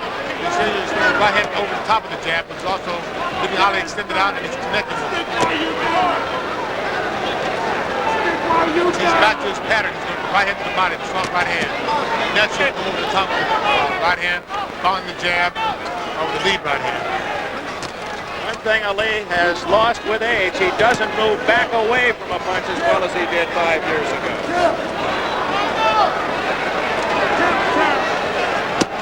Ali is definitely starting to dance now. This might be advantageous to him. Again, it might be helping Shavers. He might be burning up energy. Shavers also might be getting the two things that he has really hurt Ali, and he's kind of buffaloed him. He's taking his confidence away. Get out. Break that. Get out of there. Get out of there. Shavers 33, Ali 35. But although there's only the 2 years difference, everyone talks about Ali as being the old man before the fight tonight. I think it's because of the fact that everyone knows that Ali dissipates more than Shavers. You really don't know what the man is doing. It's mostly hearsay, most of it. You can't really believe what you read in papers, what you hear.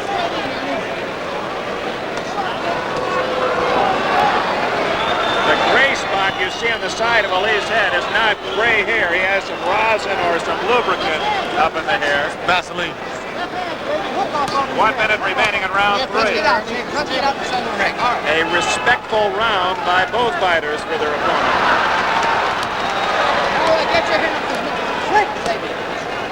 That's the official time. Round 3.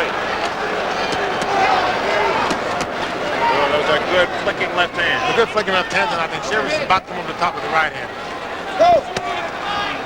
That's where you think Shavers should go, right down there. Right in the bread basket, right behind the elbow.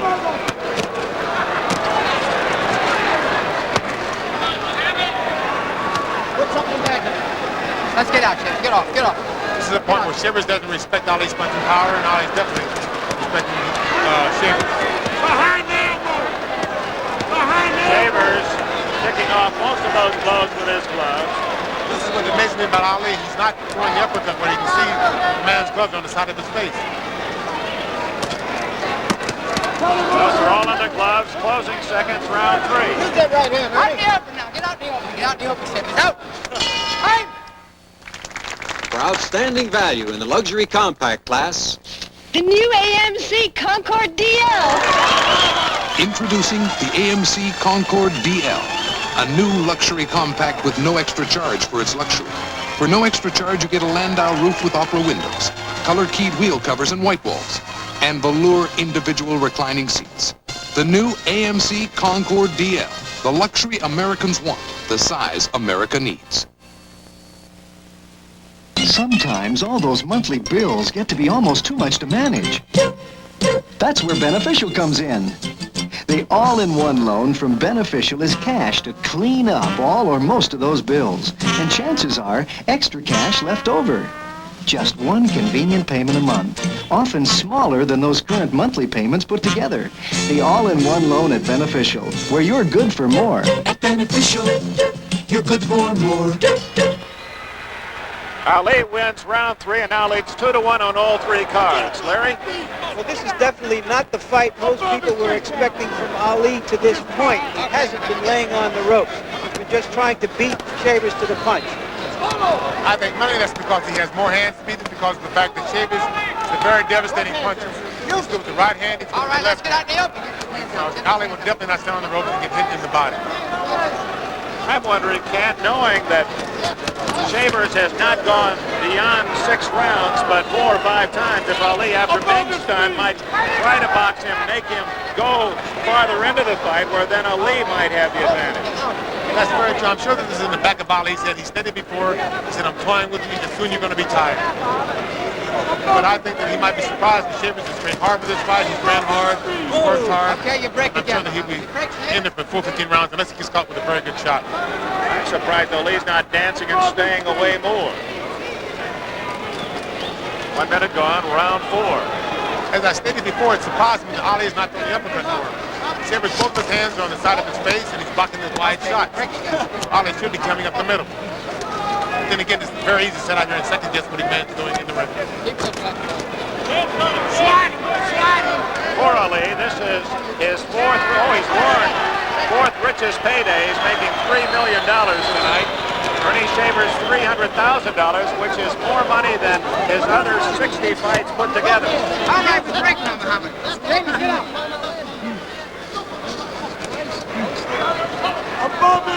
But for Shavers, it's just a taste. He knows what that crown would mean. He knows that 300,000 will lead to $3 million very quickly. You don't have to be a mathematics major to figure that out. 1 minute left in round 4.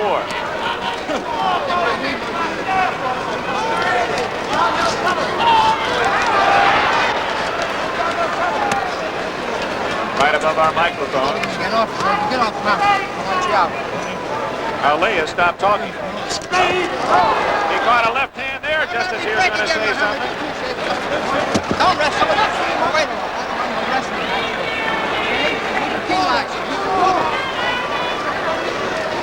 Get it right there. Oh, a right hand. Ali. That was right on the button, and Ali took it very well. Oh, wow. Well, and he said it didn't hurt, but it definitely hurt him. The pattern is slowly turning off in Shavers. He started to the body and now he's been right to the top of the head. Right hand. That jolted Ali.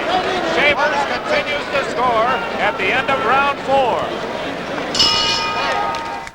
Happy birthday, Grandpa. Happy When do you say Budweiser whenever the moment is right for a great beer? Good for you. Yeah, but it sure smells good.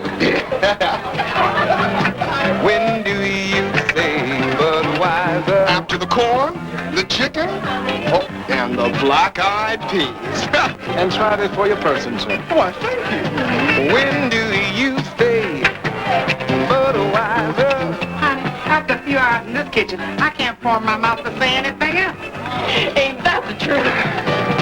After the work is done, while you still having fun, anytime the right time to say it. When do you say Budweiser? Whenever I feel like a king. Or when you say Budweiser, you have said it all. The judges like the challenger. Lobianca, the referee, took the champion in round 4. How does that stand now, Larry, after 4? The two judges have the fight dead even, 2 rounds apiece. The referee has it 3-1 for Ali. Ken Norton, you know that you don't try to beat Ali by a decision. That's very true. I think that now Shavers, he knows he hurt the man on numerous occasions, but he doesn't know to what extent he's hurt the man. He doesn't know what Ali's playing, trying to suck the man, so therefore he's not going in, not going to waste his power, and he's going to bid his time. It could be helpful, and then again it could hurt him. I think that right now Ali's definitely back on the back. So later on, Shavers is going to tire, and he can take advantage of that. Is Ali standing up straighter than ever? I think he's been standing up straighter on his jab, which in turn has given Shavers an open avenue with the right hand. Ali is going to jab, he's going to come back toward his waist. Shavers is counting at the same time the jab is supposed to be landing. And he's beating the jab, or he's counting over the jab. Okay, Muhammad, get your hand. 1 minute gone in round 5. I'm thinking, I'm very sure that when he goes back to the corner, Angelo Dunn is expecting something to do to warrant this offer, telling him that he's getting it with this. Because Ali is intelligent enough, smart enough boxer to find a way to beat him.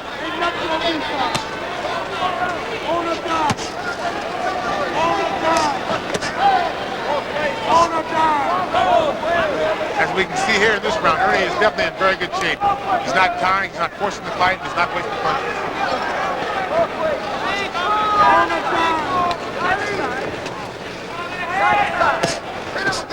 Ken, is this a more resourceful Shavers than you've seen before, a man who's more under control?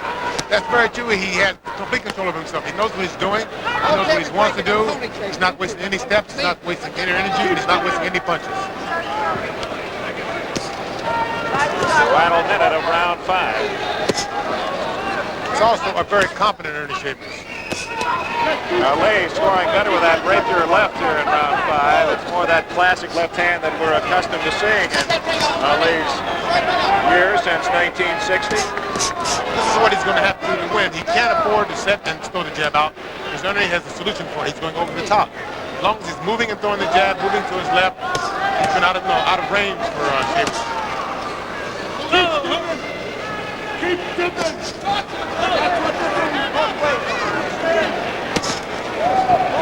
There goes the right hand to the body by Shavers, setting up the right hand over the top later on in the round. Break. No wrestling, Shavers. No wrestling. Scheduled for 15, of course, and we're closing in on the end of round 5. It appeared to be a good round for the boxer Ali.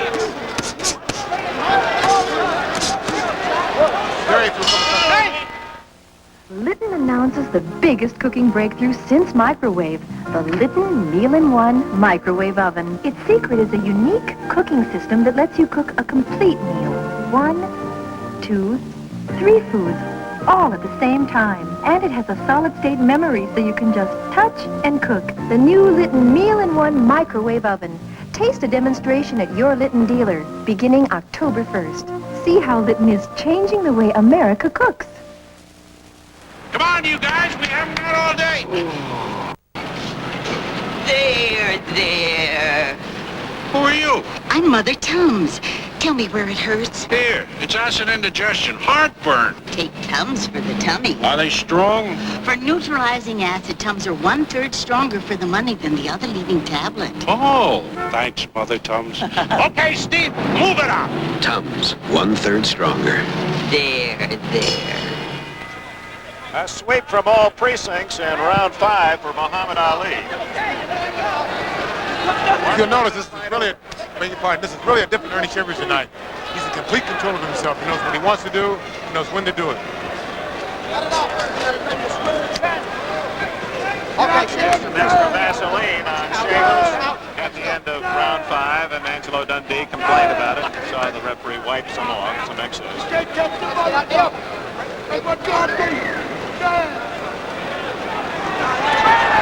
Ali invites Shavers into the corner, and he says, no, thank you.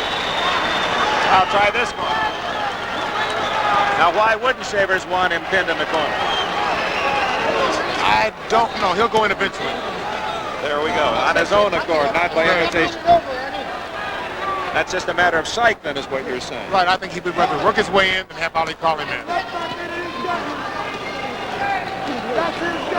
In case you joined us late, in the other main event, light heavyweight Mike Rossman earned a unanimous decision over Gary Summerhays, the Canadian light heavyweight champion.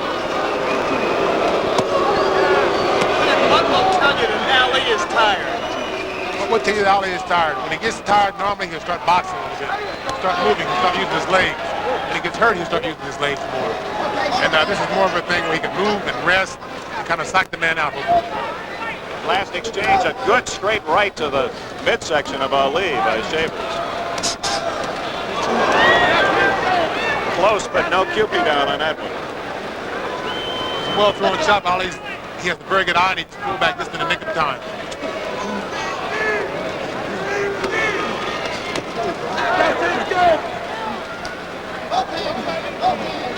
Now, this could be the rope-a-dope, but Shavers won't buy it. Ali is definitely in the corner talking to him. Come on, son, this is your punches. And Shavers is not falling for it. Didn't Shavers just hurt Ali by hitting him on the arms? With his punching power, yes, he could. Right where the muscle meets the bone. But then again, he's taking a chance on hurting his own hands. For the final minute of round 6. No knockdowns. Ali was shaken from some right hands from Shavers in the second round. That's a different Ernie Shavers. Saving everything.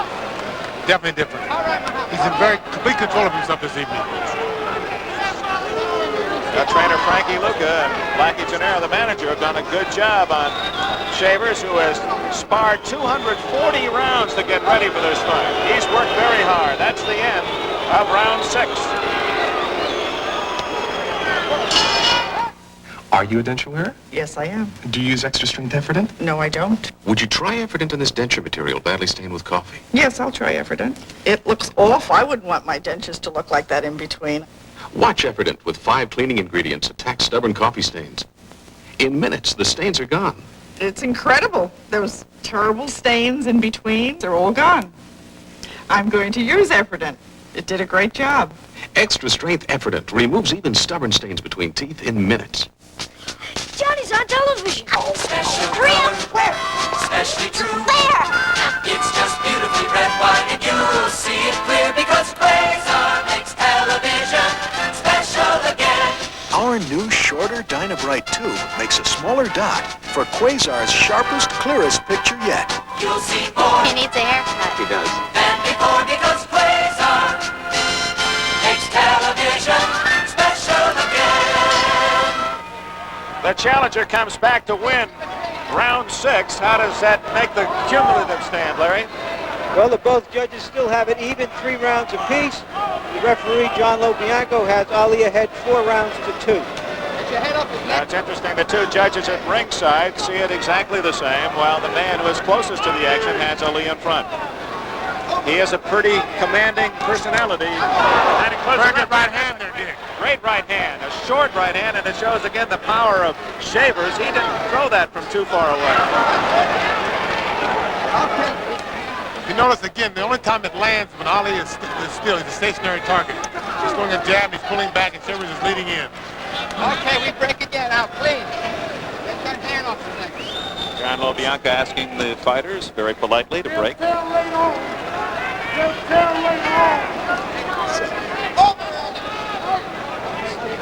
One thing we all know, that champions are mortal. They're like baseball managers. When they're hired, they know one thing: they'll eventually someday be fired. And someday Muhammad Ali will not be champion. And I think Ernie Shavers certainly has given his backing, the backing of the underdog, some hope tonight. That's a true statement. It's only for certain things. The championship is only borrowed. Ali missing with a right hand, and Shavers countered with a smile. You can't keep going so.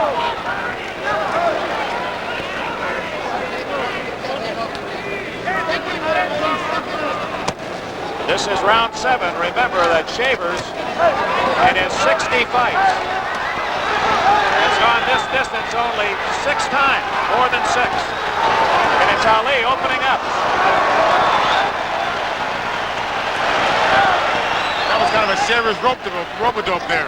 Got hit with quite a few punches, came back smiling. Very good shot. A good right hand. Ali had landed a good right hand, but Shavers countered over that right hand. Take that grip off. How much get her off there? Final minute of round 7. Counter with another good right, 2 good right hands.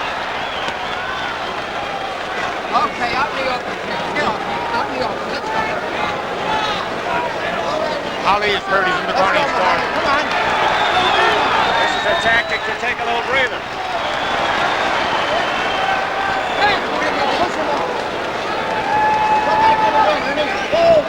Ali's feet look heavy at the end of round 7.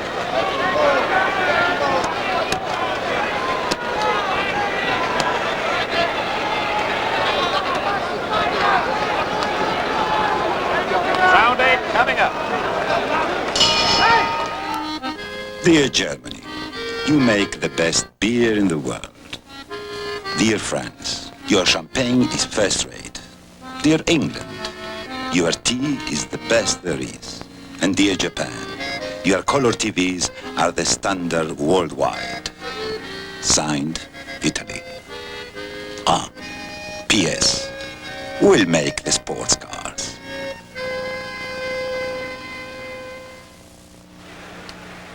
A reminder, this Sunday, October 2nd, full slate of regional football action comes your way on NBC following NFL 77 at 12:30 Eastern Time. It'll be then followed by the baseball action, and what a series coming up, Joe. We open it up Tuesday night, the playoffs. It'll open up in Los Angeles, 8 o'clock Eastern Time. The Dodgers against the Phillies, Dodger Stadium. It looks like a real battle, Dick. And there's Mrs. Laverne Shavers, lovely wife of Earnie. She's calm and poised now, but they say she'll root with the best of them. We go to round 8, the midpoint of this fight. Shavers has already pulled a lot of the boxing scribe. They thought he would be tired by round 7 and beginning to lag behind. Ali with a slight lead. Shavers certainly has landed the heavier blows. Good move by Shavers, trying to turn the man to the side, hook to the body.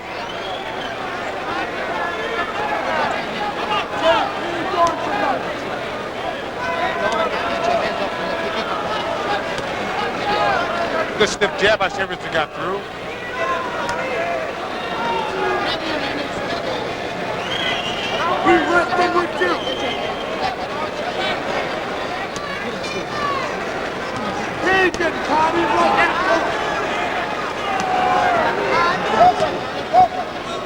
Ali going into his peekaboo here in round 8.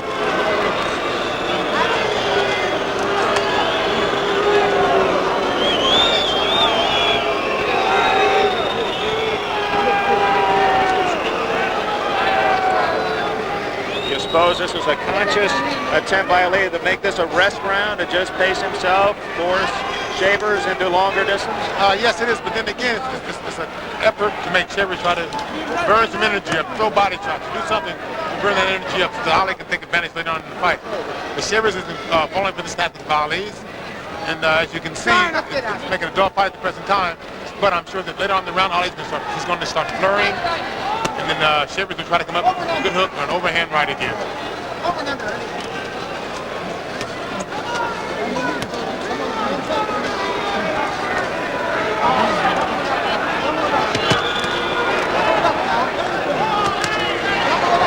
Quick left hands by Ali. Final minute of round 8. They're very good shots, Bali, but there's nothing behind them. They're speedy shots. Those catch the eye of the judges and referee and help you to win rounds, but they're not hurting Shavers. At the present time, Earnie looks like he's doing very well. He's not getting tired as yet. He looks like he's preserving his energy very well, and he's picking the shots as he did early in the fight.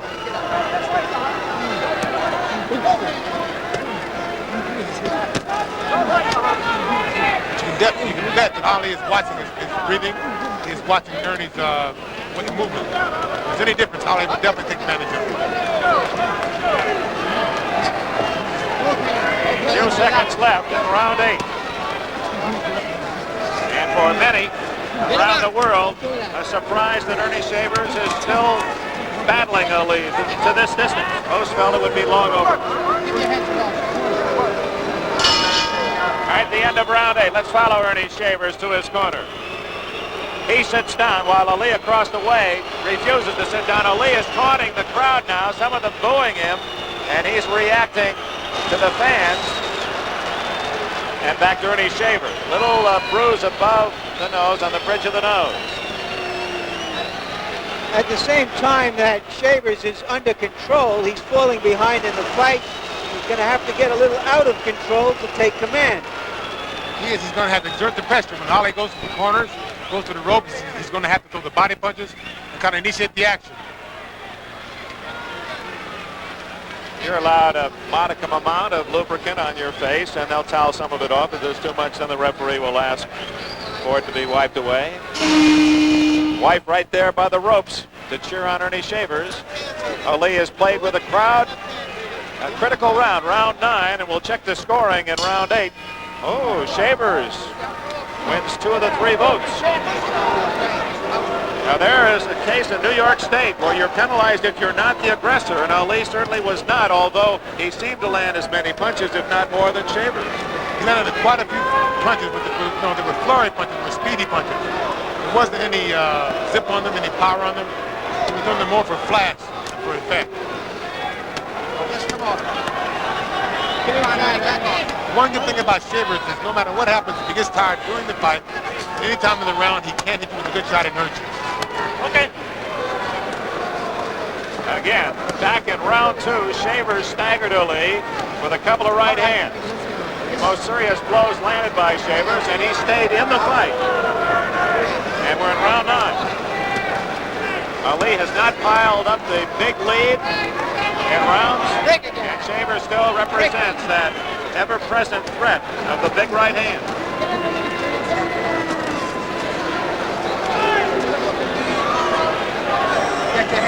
Right now, Ali is toying with the man, trying to build his confidence, trying to make him do something unexpected, trying to make him make mistakes.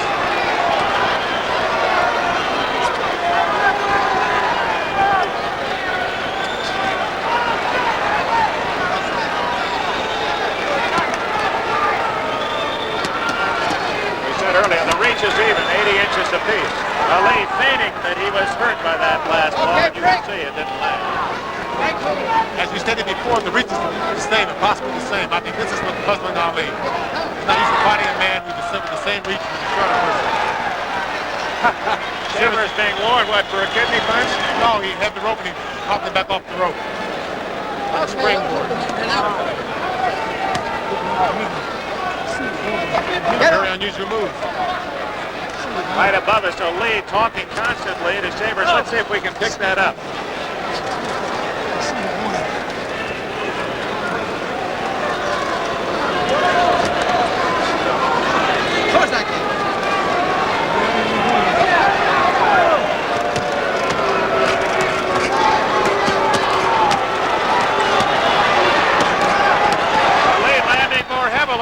Shavers waiting like a cobra in a basket to get that right hand home.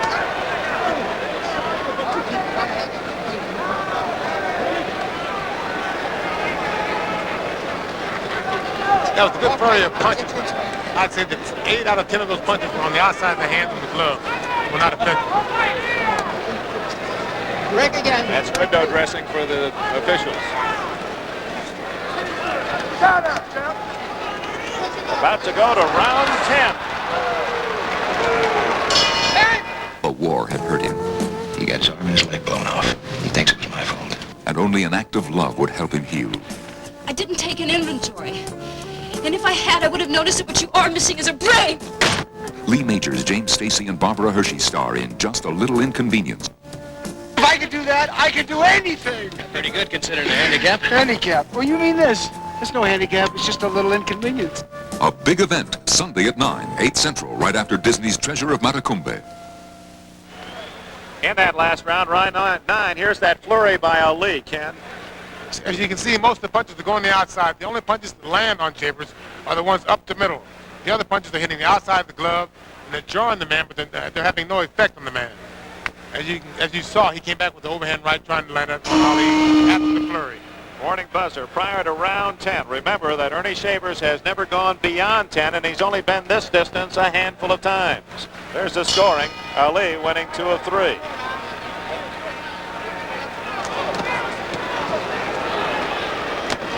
you go. There you go, Jeff. Shavers has fought a very intelligent fight and seems to have plenty saved for Ali here in round 10. Get him out, please. I want to stop.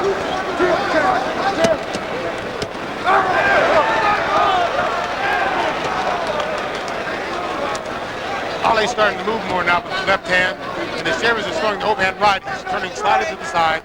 He's making the right hand go over his shoulder. As long as he's mobile, he can do this. When he stops, he's immobile. He's very stationary. It's very easy for Shavers to catch him with the right hand. Ali countering well here in this first minute of round 10.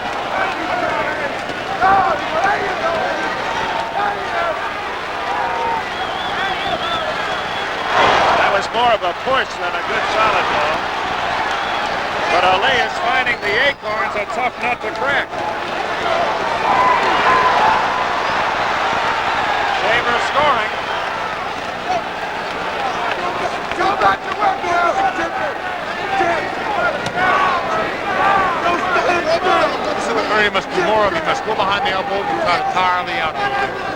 Earnie's a very devastating puncher. He should take advantage of it. Halfway through round 10. No knockdown.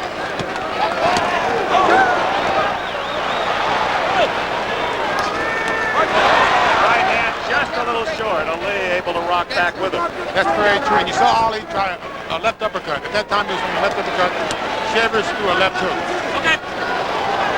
No marks on either man, with the exception of a slight bruise on the bridge of the nose of Ernie Shavers.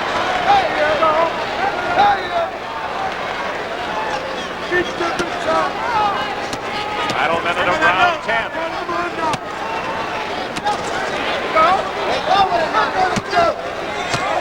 Good left hand by Ali. That may be his best punch of the fight. Very good curve, Ali. Ali punches up the middle. Good right hand by Shavers. You got him now. You got him. The coming point on Shavers on his fatigue will be his legs. When he starts to tire, he will start to stumble a bit. That cut on the bridge of the nose has opened a bit, or Shavers has cut somewhere else. No, it is the nose, just a slight trickle of blood. Okay, let's get off.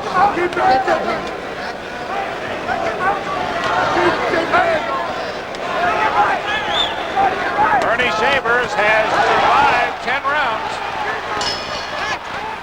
Ladies and gentlemen, sales for the third. 8 hours and 4 minutes. Amazing. 9 hours and 6 minutes. Fantastic. Vicks Sinex long-acting nasal spray is amazing. It can quickly have you breathing as easily as someone with no congestion problem. And then it decongests up to 10 hours. 10 hours, incredible. The game? No, my nasal spray. Vicks Sinex long-acting. Incredible. As we go to round 11, here is Ernie Shavers. And that right hand, and how well Ali rolls with a punch. Very well. That was a very hard punch. It was very smartly rolled by Ali. And then again, the man is very smart. He got hit with a good shot, and he covered up right off the bat. He didn't stand and try to fight back. He didn't try to move around. He just covered.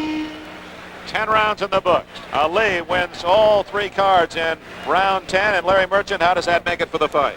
Ali's ahead on all the cards. 6-4, 6-4 by the judges. 6-3 and 1 by the referee. Something very humorous about this fight is the fact that when Ali went to the corner of that round, between the rounds rather, Bodini's hand was really shaking when it took the mouthpiece out. Ernie Shavers has given the champion much more than he expected through 10. And Shavers opening up in round 11. His manager, Frankie Lucas, said we're going to try to score with a lot of singles, load the bases, and go for a grand slam. And it appears Shavers has that right hand cocked and ready to go. The man can definitely punch. And that one exchange that they both threw very good right hands. Ali threw one and Shavers countered with a good right hand.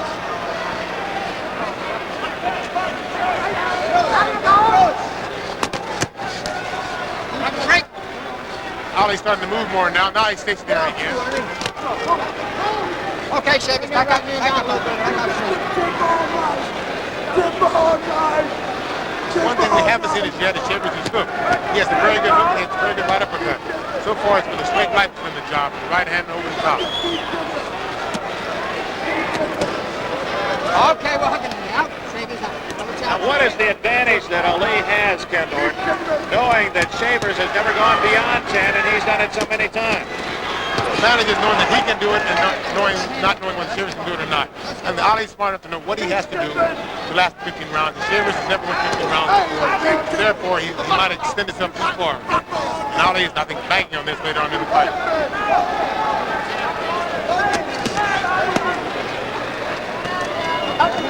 On the other hand, I think Shavers is very confident that he can go 15 rounds. Because as I stated before, he's ran hard, he's trained hard, and mentally he's prepared for this fight. The thing you have to wonder about is whether he's so determined to go 15 that he may lose the fight en route to the 15. He's got to start doing something. There, that's a very good statement. There it is. Good right hand. Didn't get all of Ali, but he felt it. Like anything that Shavers hit you with, you will feel. The object isn't to go 15, it's to win.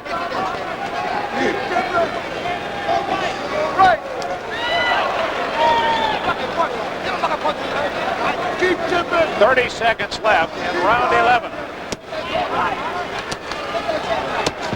Oh, that's a beautiful execution of the left jab by Ali. And he followed it with a good hook. Chambers is weighing that time in his shell, trying to get in position for the right hand.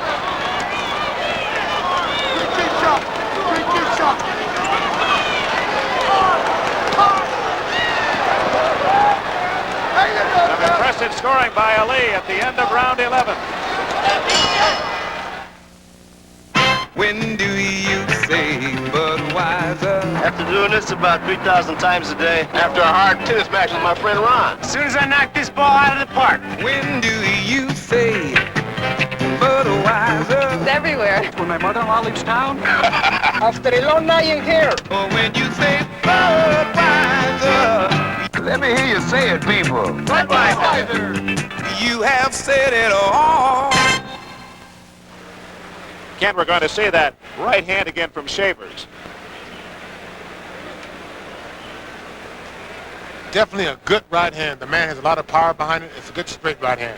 And it caught Ali with his chin going to the left, where normally he'd like to back away with his chin going the other direction. That could have caught him just right. Right. I think Ali was caught a little off guard then because of the fact that his chin was on the left-hand side. And here's Shavers' wife again rooting him on. She has to be very proud, regardless of the outcome tonight. Her husband has won some fans with his effort against the champion. 4 rounds to go. Ali winning all 3 cards in 11, and now it's almost going to take a Shavers sweep of the last 4 rounds or a knockout to win the title.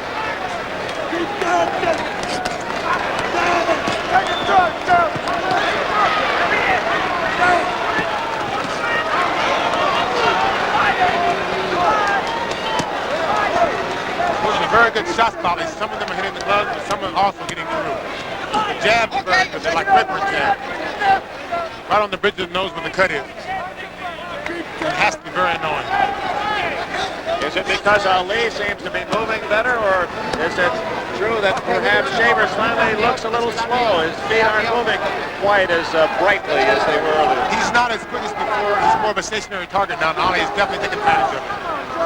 His head's in the same spot. Ali knows where it's going to be, and that's what he has to do to hit it. 1 minute gone. Round 12. No knockdown. Shavers' best blows landed back in the second round. And I think the pattern of this round is going to be Ali started out very quickly. He's going to coast in the middle part of the round. The last 10 seconds he was doing very and try to steal the judge's eye.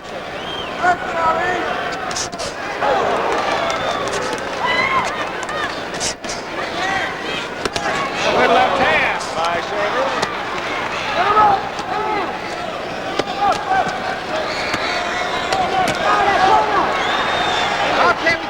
Ali picking off the rest of the punches with the gloves, but even at that right above us, you can see the impact even off the glove of Ali of that right hand of Shavers. That's what he picked off some of those punches. A double right hand, second right hand, a fairly good shot. He got through the defense of Ali.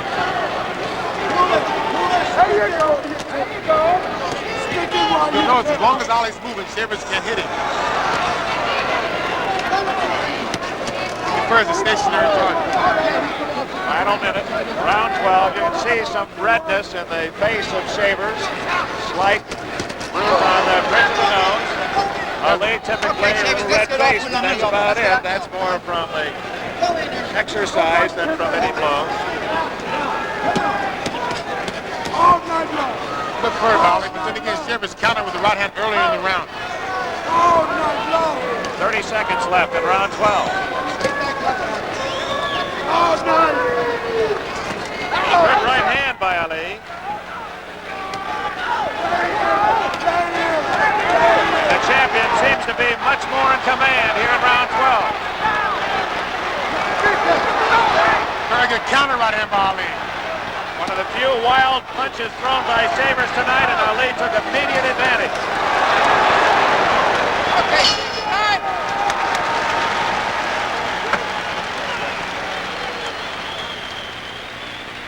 This coming Sunday, October 2nd, a full slate of regional football action here on NBC, following NFL 77 at 12:30. New England and the Jets, the Steelers and the Browns, Buffalo, Baltimore, other NFL activity, Denver, Seattle, Houston, Miami, Cincinnati, San Diego. And after the action, NFL 77 brings you all the key scores and highlights. That's this Sunday on NBC. Angelo Dundee, some feel the best trainer in the business. Bundini Brown to the left of Ali.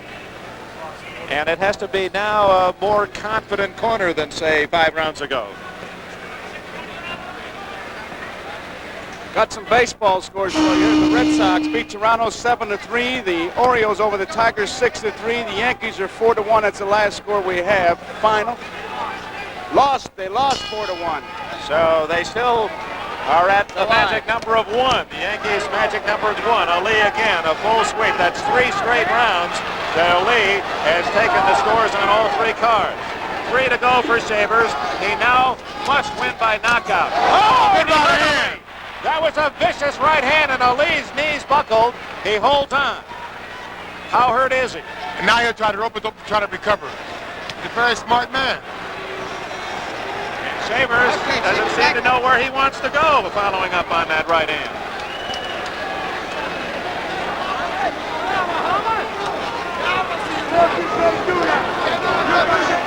This is the difference between the 13th round and maybe the 6th round. Shavers maybe doesn't have the energy to follow up on a damaging blow. I don't think he doesn't have the energy. He's too confident in his punching power. He knows he can hurt the man with 1 punch. And he's probably been programmed doing his training procedure for 1 punch and not expend his energy. It's kind of like a conditioned reflex now, not to use it. Not that right hand, man. I got you, Shane. Okay. 2 minutes left in round 13.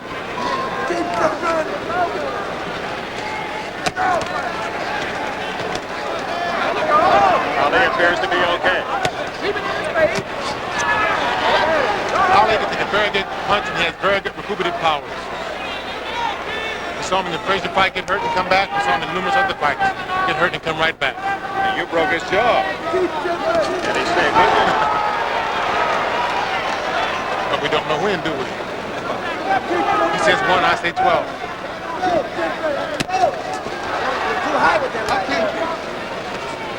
Then we had Shavers' corner hard that he was too high with the right hand countering back.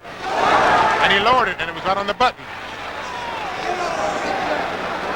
A good round for Sabres, but he needs to follow up. He trails on points to the champion here in round 13.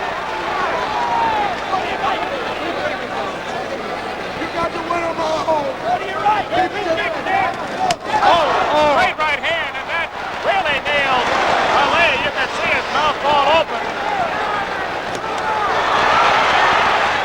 Sabres can't follow up again with 30 seconds left in round 13.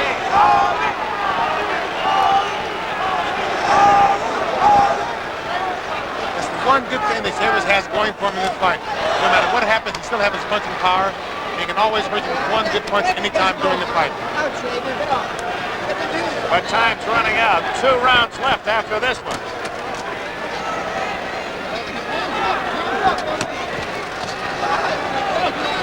Ali survives 13.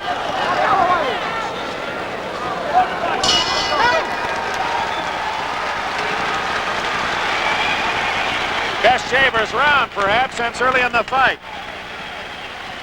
Here we go, the Earnie Shavers flurry here. He comes over with a good right hand, right on the right side, left-hand side of Ali's face. And he tries to follow up with a good body shot, I think. It stopped on me. Okay, here's the second flurry. Another good right hand over the top, right on the button, which proves that Ali can take a very good shot. Can he ever? And when you write all of the great things that Muhammad Ali has done in his boxing career, that has to stand there. The men at ringside know that Ali, probably as well as any champion in history, is able to take a man's best shot. That's very true. Earlier in his career, the rap was that Ali cannot take a good shot.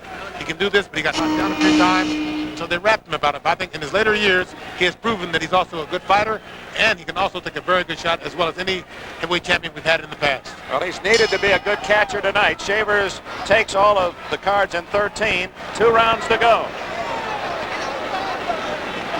Larry, do you have them totaled at this point? How do they? referee and two judges see it at this stage. Shavers would have to knock him out to win this fight. So Ali can lose the last 2 rounds by the referee and the 2 judges and still remain champion. Whether Shavers knows that or not, we don't know ourselves. But Ali, acting as though he thinks he can put Shavers away. It's a very good combination with very good speed, and they're all landing. Earnie's still waiting for that one good shot. He stays in the shell and he comes back with a hard shot. He's a little slower with his punches, as you can see. This is what Ali was waiting for his hand speed and his experience would take over. 1 minute gone, round 14. No knockdowns in the fight. Ali winning on points. Shavers has scored the heavier blows, but Ali able to stay on his feet and weather those few storms. Break now. But for a man who had a reputation of being knockout or not finished, oh, there it is! Ali is down for the 5th time in his career. Ali talking with the referee, John Lobianco. No, they're going to call it a slip. They started the count. The mandatory 8 count is in effect here in New York, so that was a slip. They started the count.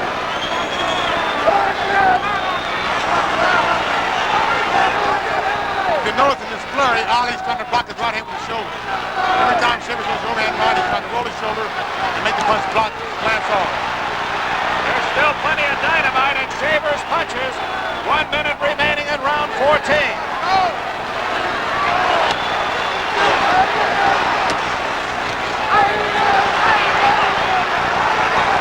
One of Ali's tactics Shavers is using there.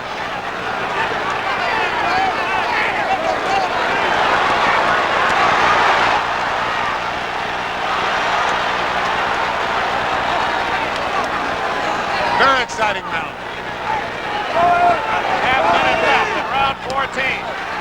Shavers fighting out of desperation, looking for that lightning in a bottle. That was a good right hand by Shavers in that point.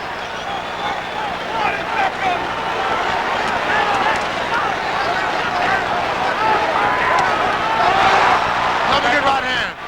And Ali is hanging on. Final seconds, round 14. Hurt. Ali looks hurt. He's definitely hurt. 3 minutes to go.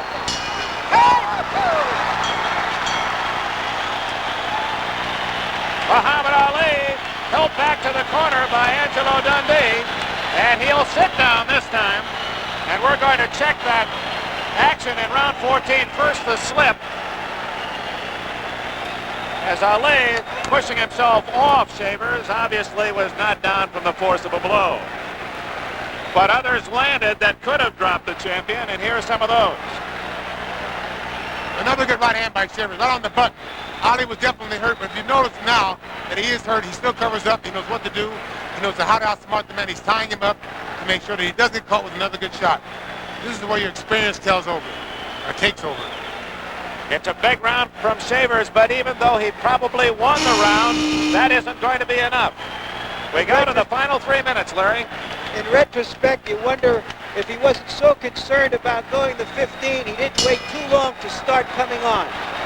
No one thought he'd be here at 15, but we're into the last 3 minutes of the fight. No matter what happens, Earnie Shavers is definitely surprised the boxing world.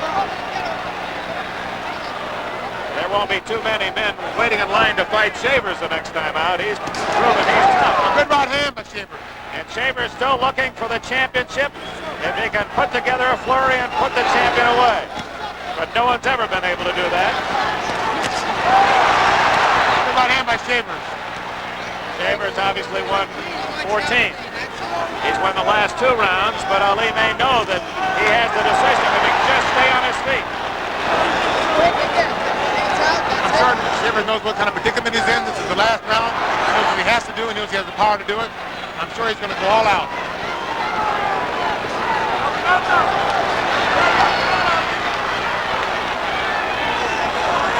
minute gone. 1 minute gone. 2 to go.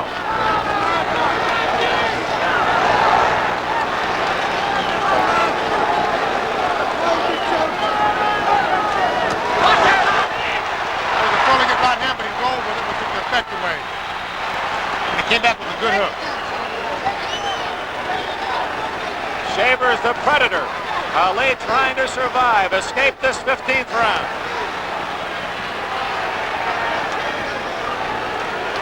We're at the halfway mark, 1:30 left. Good right hand by Ali.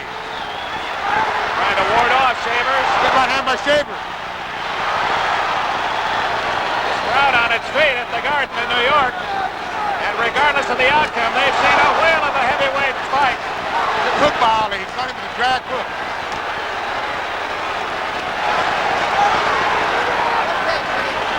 A savvy game champion in the final minute against a ferocious challenger who's given Ali a better fight than anyone expected, except the Shavers camp.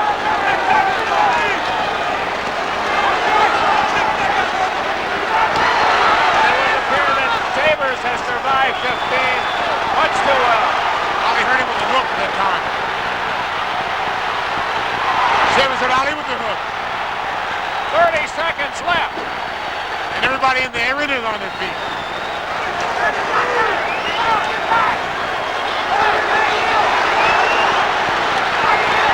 Final flurry by Ali. 20 seconds. Ali has Shavers hurt. Toe to toe. Shavers is hurt. And it's Shavers trying to survive to the final bell. What a fight! It's over.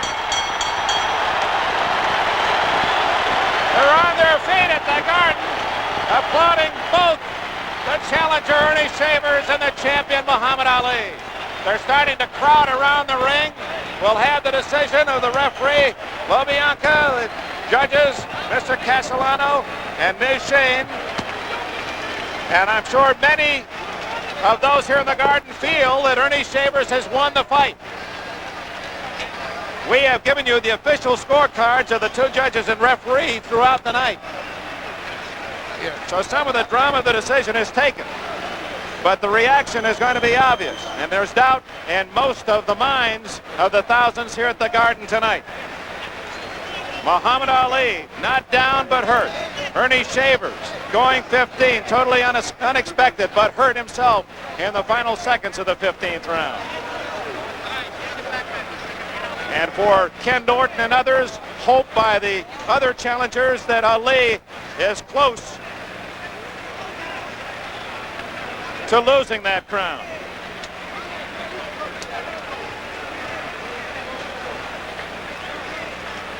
Larry, as we wait the decision, you have to anticipate a reaction from this crowd. I think many of the folks rooting for the underdog and perhaps seeing with their hearts and not their eyes think Shavers have won. I have two observations here, Dick. One is you saw the great fighting heart and competitiveness of Ali at the end of that fight.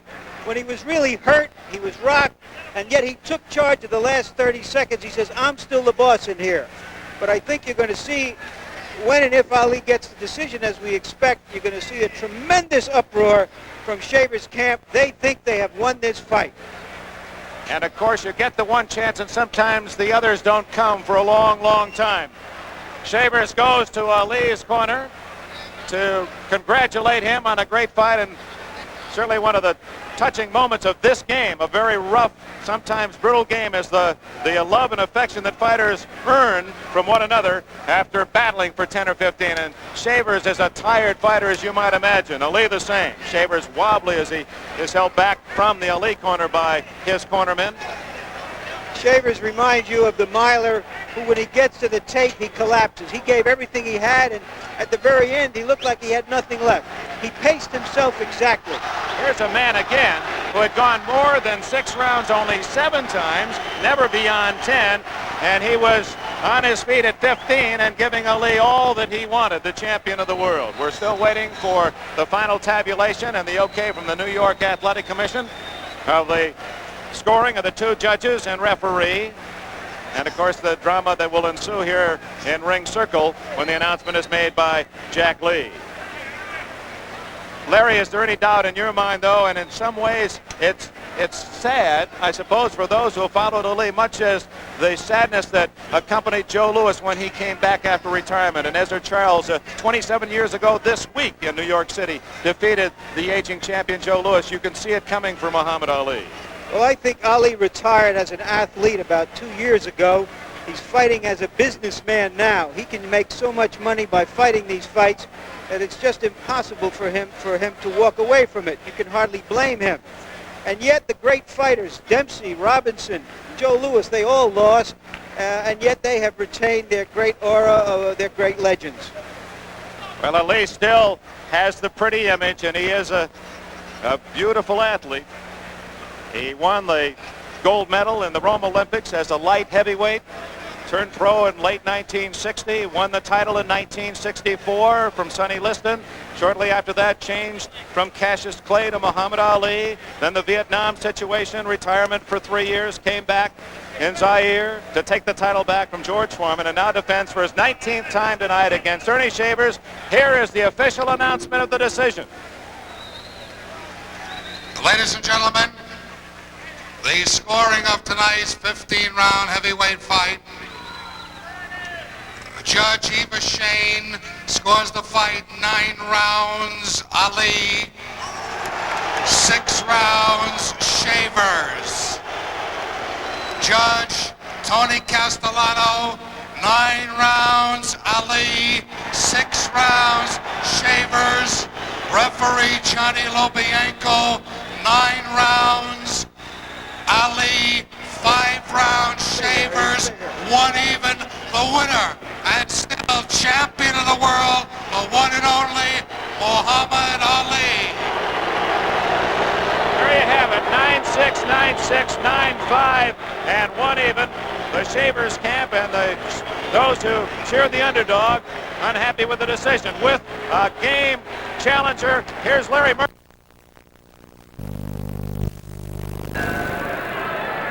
So the big blonde boy, the British heavyweight hope, Joe Bugner, faces Chuck Wepner, the 16-stone American from Bayonne, New Jersey. Bugner 15 stone 5, conceding 9 pounds to this giant American, who has a record of cutting extremely easily. In fact, he says that he's had something like 60 stitches putting cuts in his face since he turned professional. And certainly at least 4 of his fights, in which he's been beaten inside the distance, have been lost because of facial injury. Joe Bugner back in the ring after a 4-month rest, although it wasn't much of a rest because he went to the United States, and there he sparred with Cassius Clay and Joe Frazier, the current heavyweight champion of the world, with Sonny Liston, the former heavyweight champion, and Jimmy Ellis, another former champion.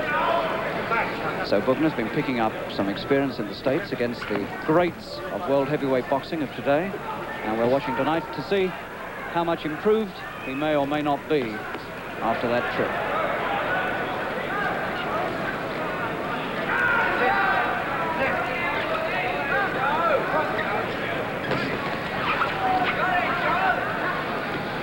Wepner, 29 years old, taller even than the very tall Bugner. Bugner's 6'3½", and Wepner is 6'5".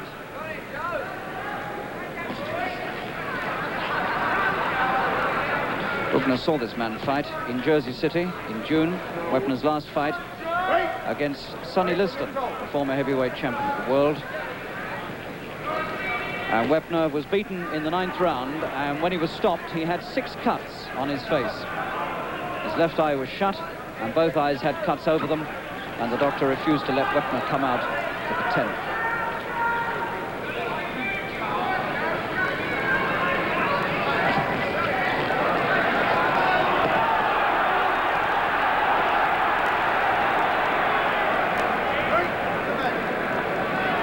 Bugner very uncharacteristically so early in the fight, opening up against this big man. Bugner tends to feel his way into a fight rather slowly.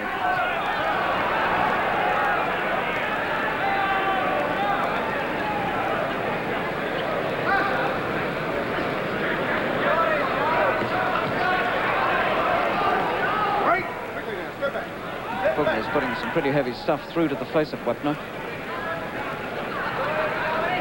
And his left eye already, the American's left eye, is beginning to look rather marked.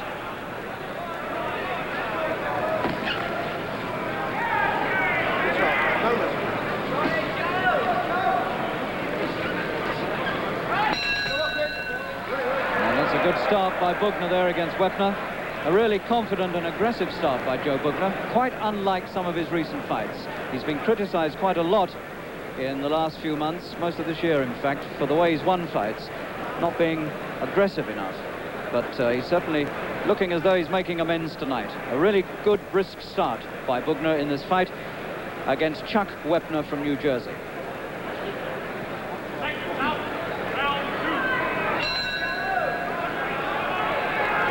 So with Bugner the winner of the first round quite clearly, and already having marked Wepner's face, particularly down the left side, we move to the second round of the scheduled 10-rounder, which is only the second 10-rounder that Bugner's been asked to fight. His first was against Brian London a few months ago.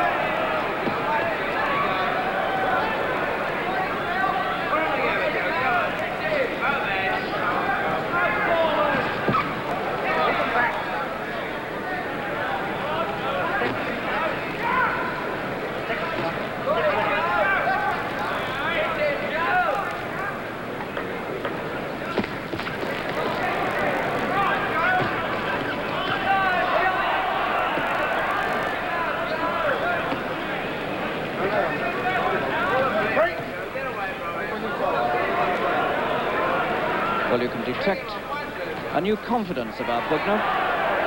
Whether sparring with Cassius Clay and Joe Frazier has given him a little bit of confidence for himself, I don't know, but he looks to me to be altogether more confident than he has been in recent fights.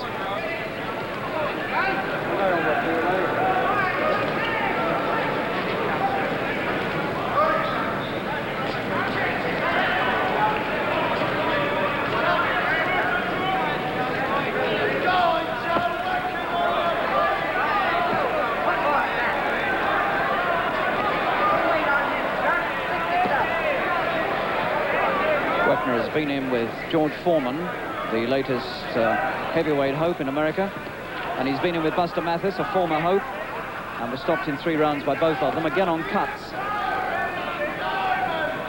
So we can do a little bit of comparison of Joe Bugner with both Foreman and Mathis.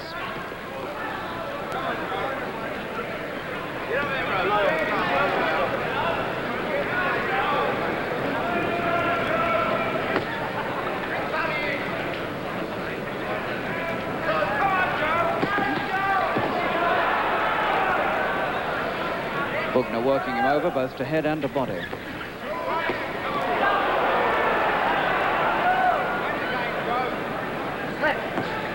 Of course, what this crowd at Wembley, what we'd all like to see, is a really dramatic KO job here by Bugner, which would do the game of boxing in this country a world of good.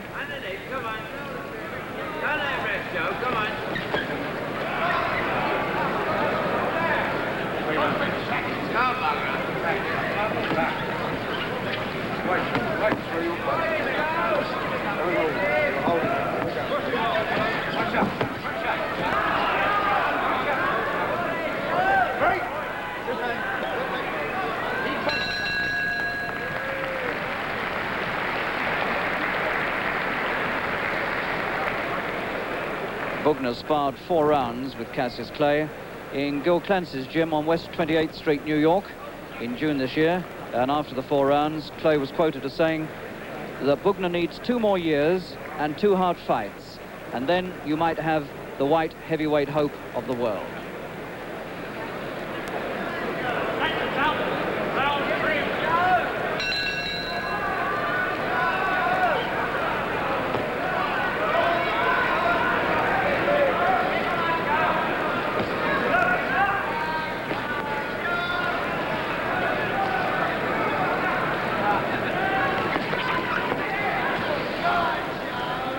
So much of British boxing now depends on this young man, 20-year-old Bugner.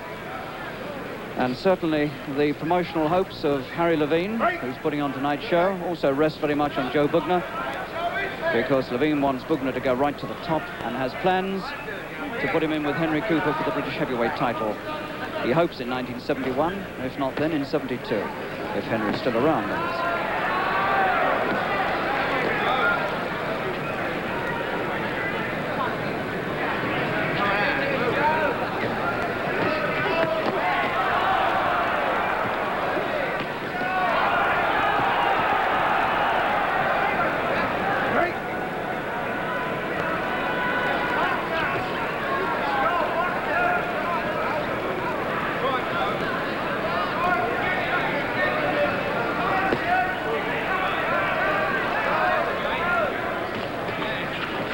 Well, Wepner so far has not really shown much other than a certain amount of ability to take punishment. He hasn't handed out very much.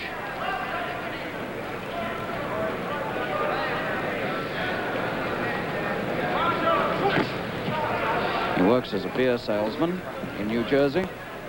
And from the look of his girth, I would say that he tries his own product occasionally.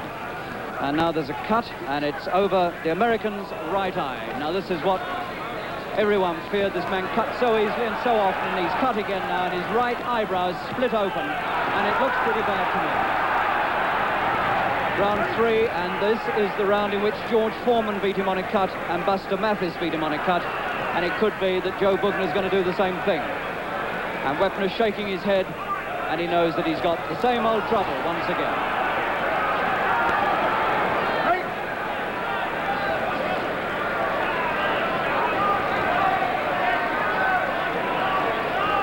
Just over 30 seconds of this round remaining. We'll see whether Wepner's going to make it. It looks pretty bad to me, and it must seem the same way to referee Harry Gibbs. 30 seconds to go now.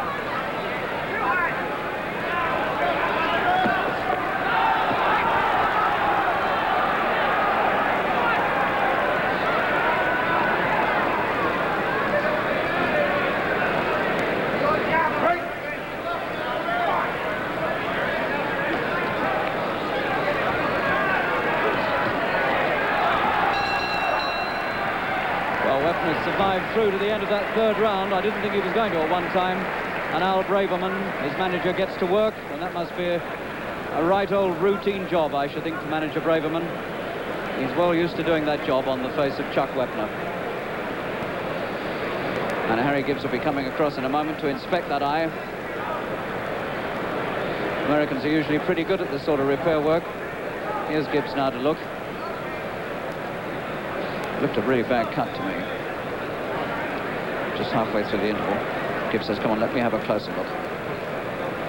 And I think Harry Gibbs is going to stop it, and the manager's protesting. Al Braverman's protesting to Harry Gibbs. He's obviously saying, come on, he's had this before.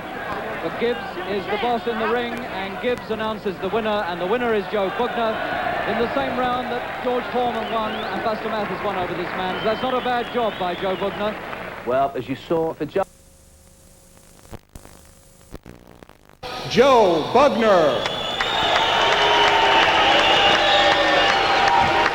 And in the red corner from Warren, Ohio, with 64 victories, 60 knockouts, one of the hardest punchers in heavyweight history, weighing 216 pounds, Earnie Shavers. 10 rounds of boxing. Nostalgia here. Ernie Shavers and Joe Bugner, a couple of guys who have fought for the heavyweight championship before, and this is almost a little bit of deja vu. Yeah, they were supporting actors in one of boxing's greatest epochs, the 70s with Muhammad Ali. Ernie Shavers fought many of the top heavyweights of that time. Jimmy Ellis, Ali, of course, Ron Lyle, and Bugner fought Ali twice and went the distance with him twice. Shavers went the distance with Ali. Many people thought he might have even gotten the verdict. I remember seeing that fight at Madison Square Garden. Great fight it was. That was probably his supreme effort. Round 1, Shavers versus Bugner. That is Bugner on the left of your screen, Shavers on the right. Shavers, a noted bomber. He historically has gone after his man very early. We all remember he knocked out Ken Norton in one round. This is a classic clash of styles. Bugner always, despite the fact that he's such a big man, always a boxer and mover with a very good chin.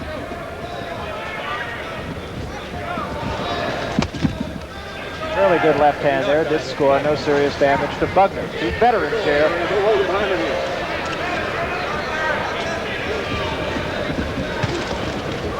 Bugner with the left jab in the face of Ernie Shavers. Shavers also gave Larry Holmes all he wants. Had him down.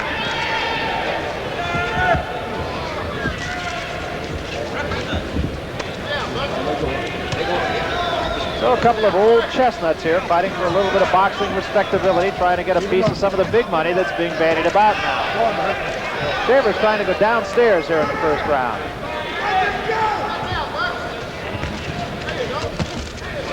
Overhand right by Bugner, not a bad punch.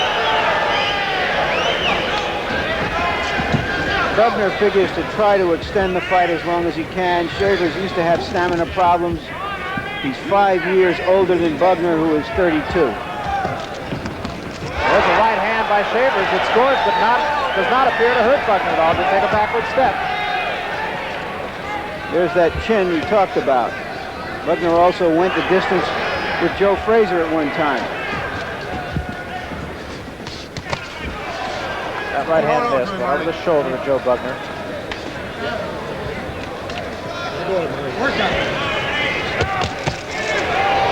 Shavers covers up from a body attack by Bugner.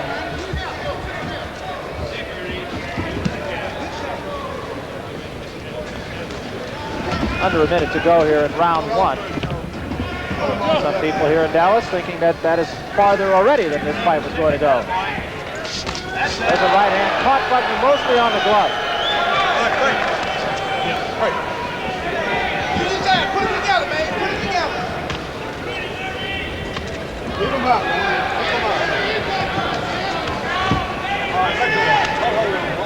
Ernie Shavers being a lot more patient here than I can remember Ernie Shavers being historically, Larry. Left hand and a right hand stuns Bugner. Shavers took a left, and now Bugner is down, and that is from that right hand. There's just 10 seconds left in the round. That hasn't happened very often in Bugner's career, if at all. Shavers right after him, has him against the ropes, wants to finish it off before the first round is over. There's the bell, end of round one.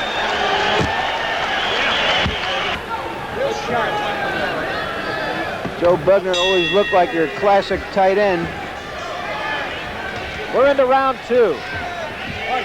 Bugner appeared to recover in the 1 minute interim between rounds.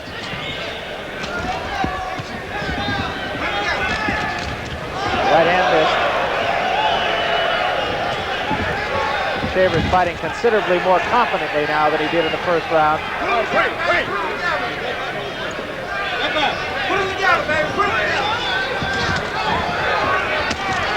Wild right hand over the head of Joe Bugner, thrown by Ernie Shavers, who continues to stalk Bugner.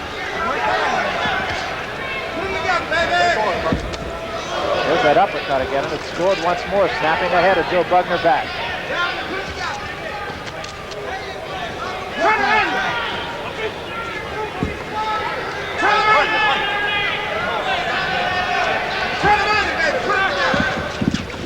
Once again, Bugner in his own corner. Uppercut by Bugner did get in on the chin of Ernie Shavers that time.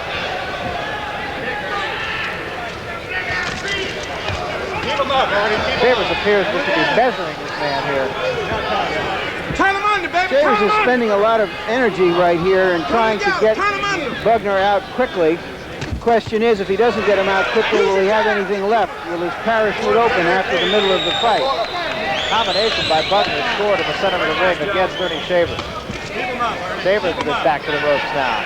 Bugner thought he got hit low there. He sort of glanced at the official, but the official didn't see it or didn't think it was a low blow. Bugner's starting to explore with a pretty sharp jab here.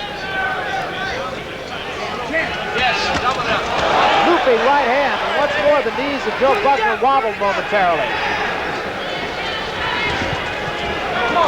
And there's that uppercut again. A right uppercut has Bugner against the ropes and in trouble. He holds on. There's blood coming from somewhere, but I'm not sure where.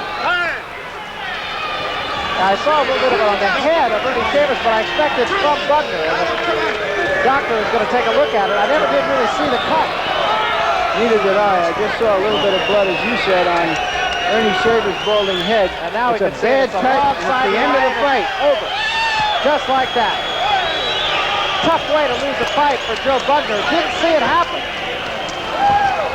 It obviously is a very deep cut, though, Larry. Yeah, Bugner wasn't complaining about the decision. He was just exclaiming about the fate.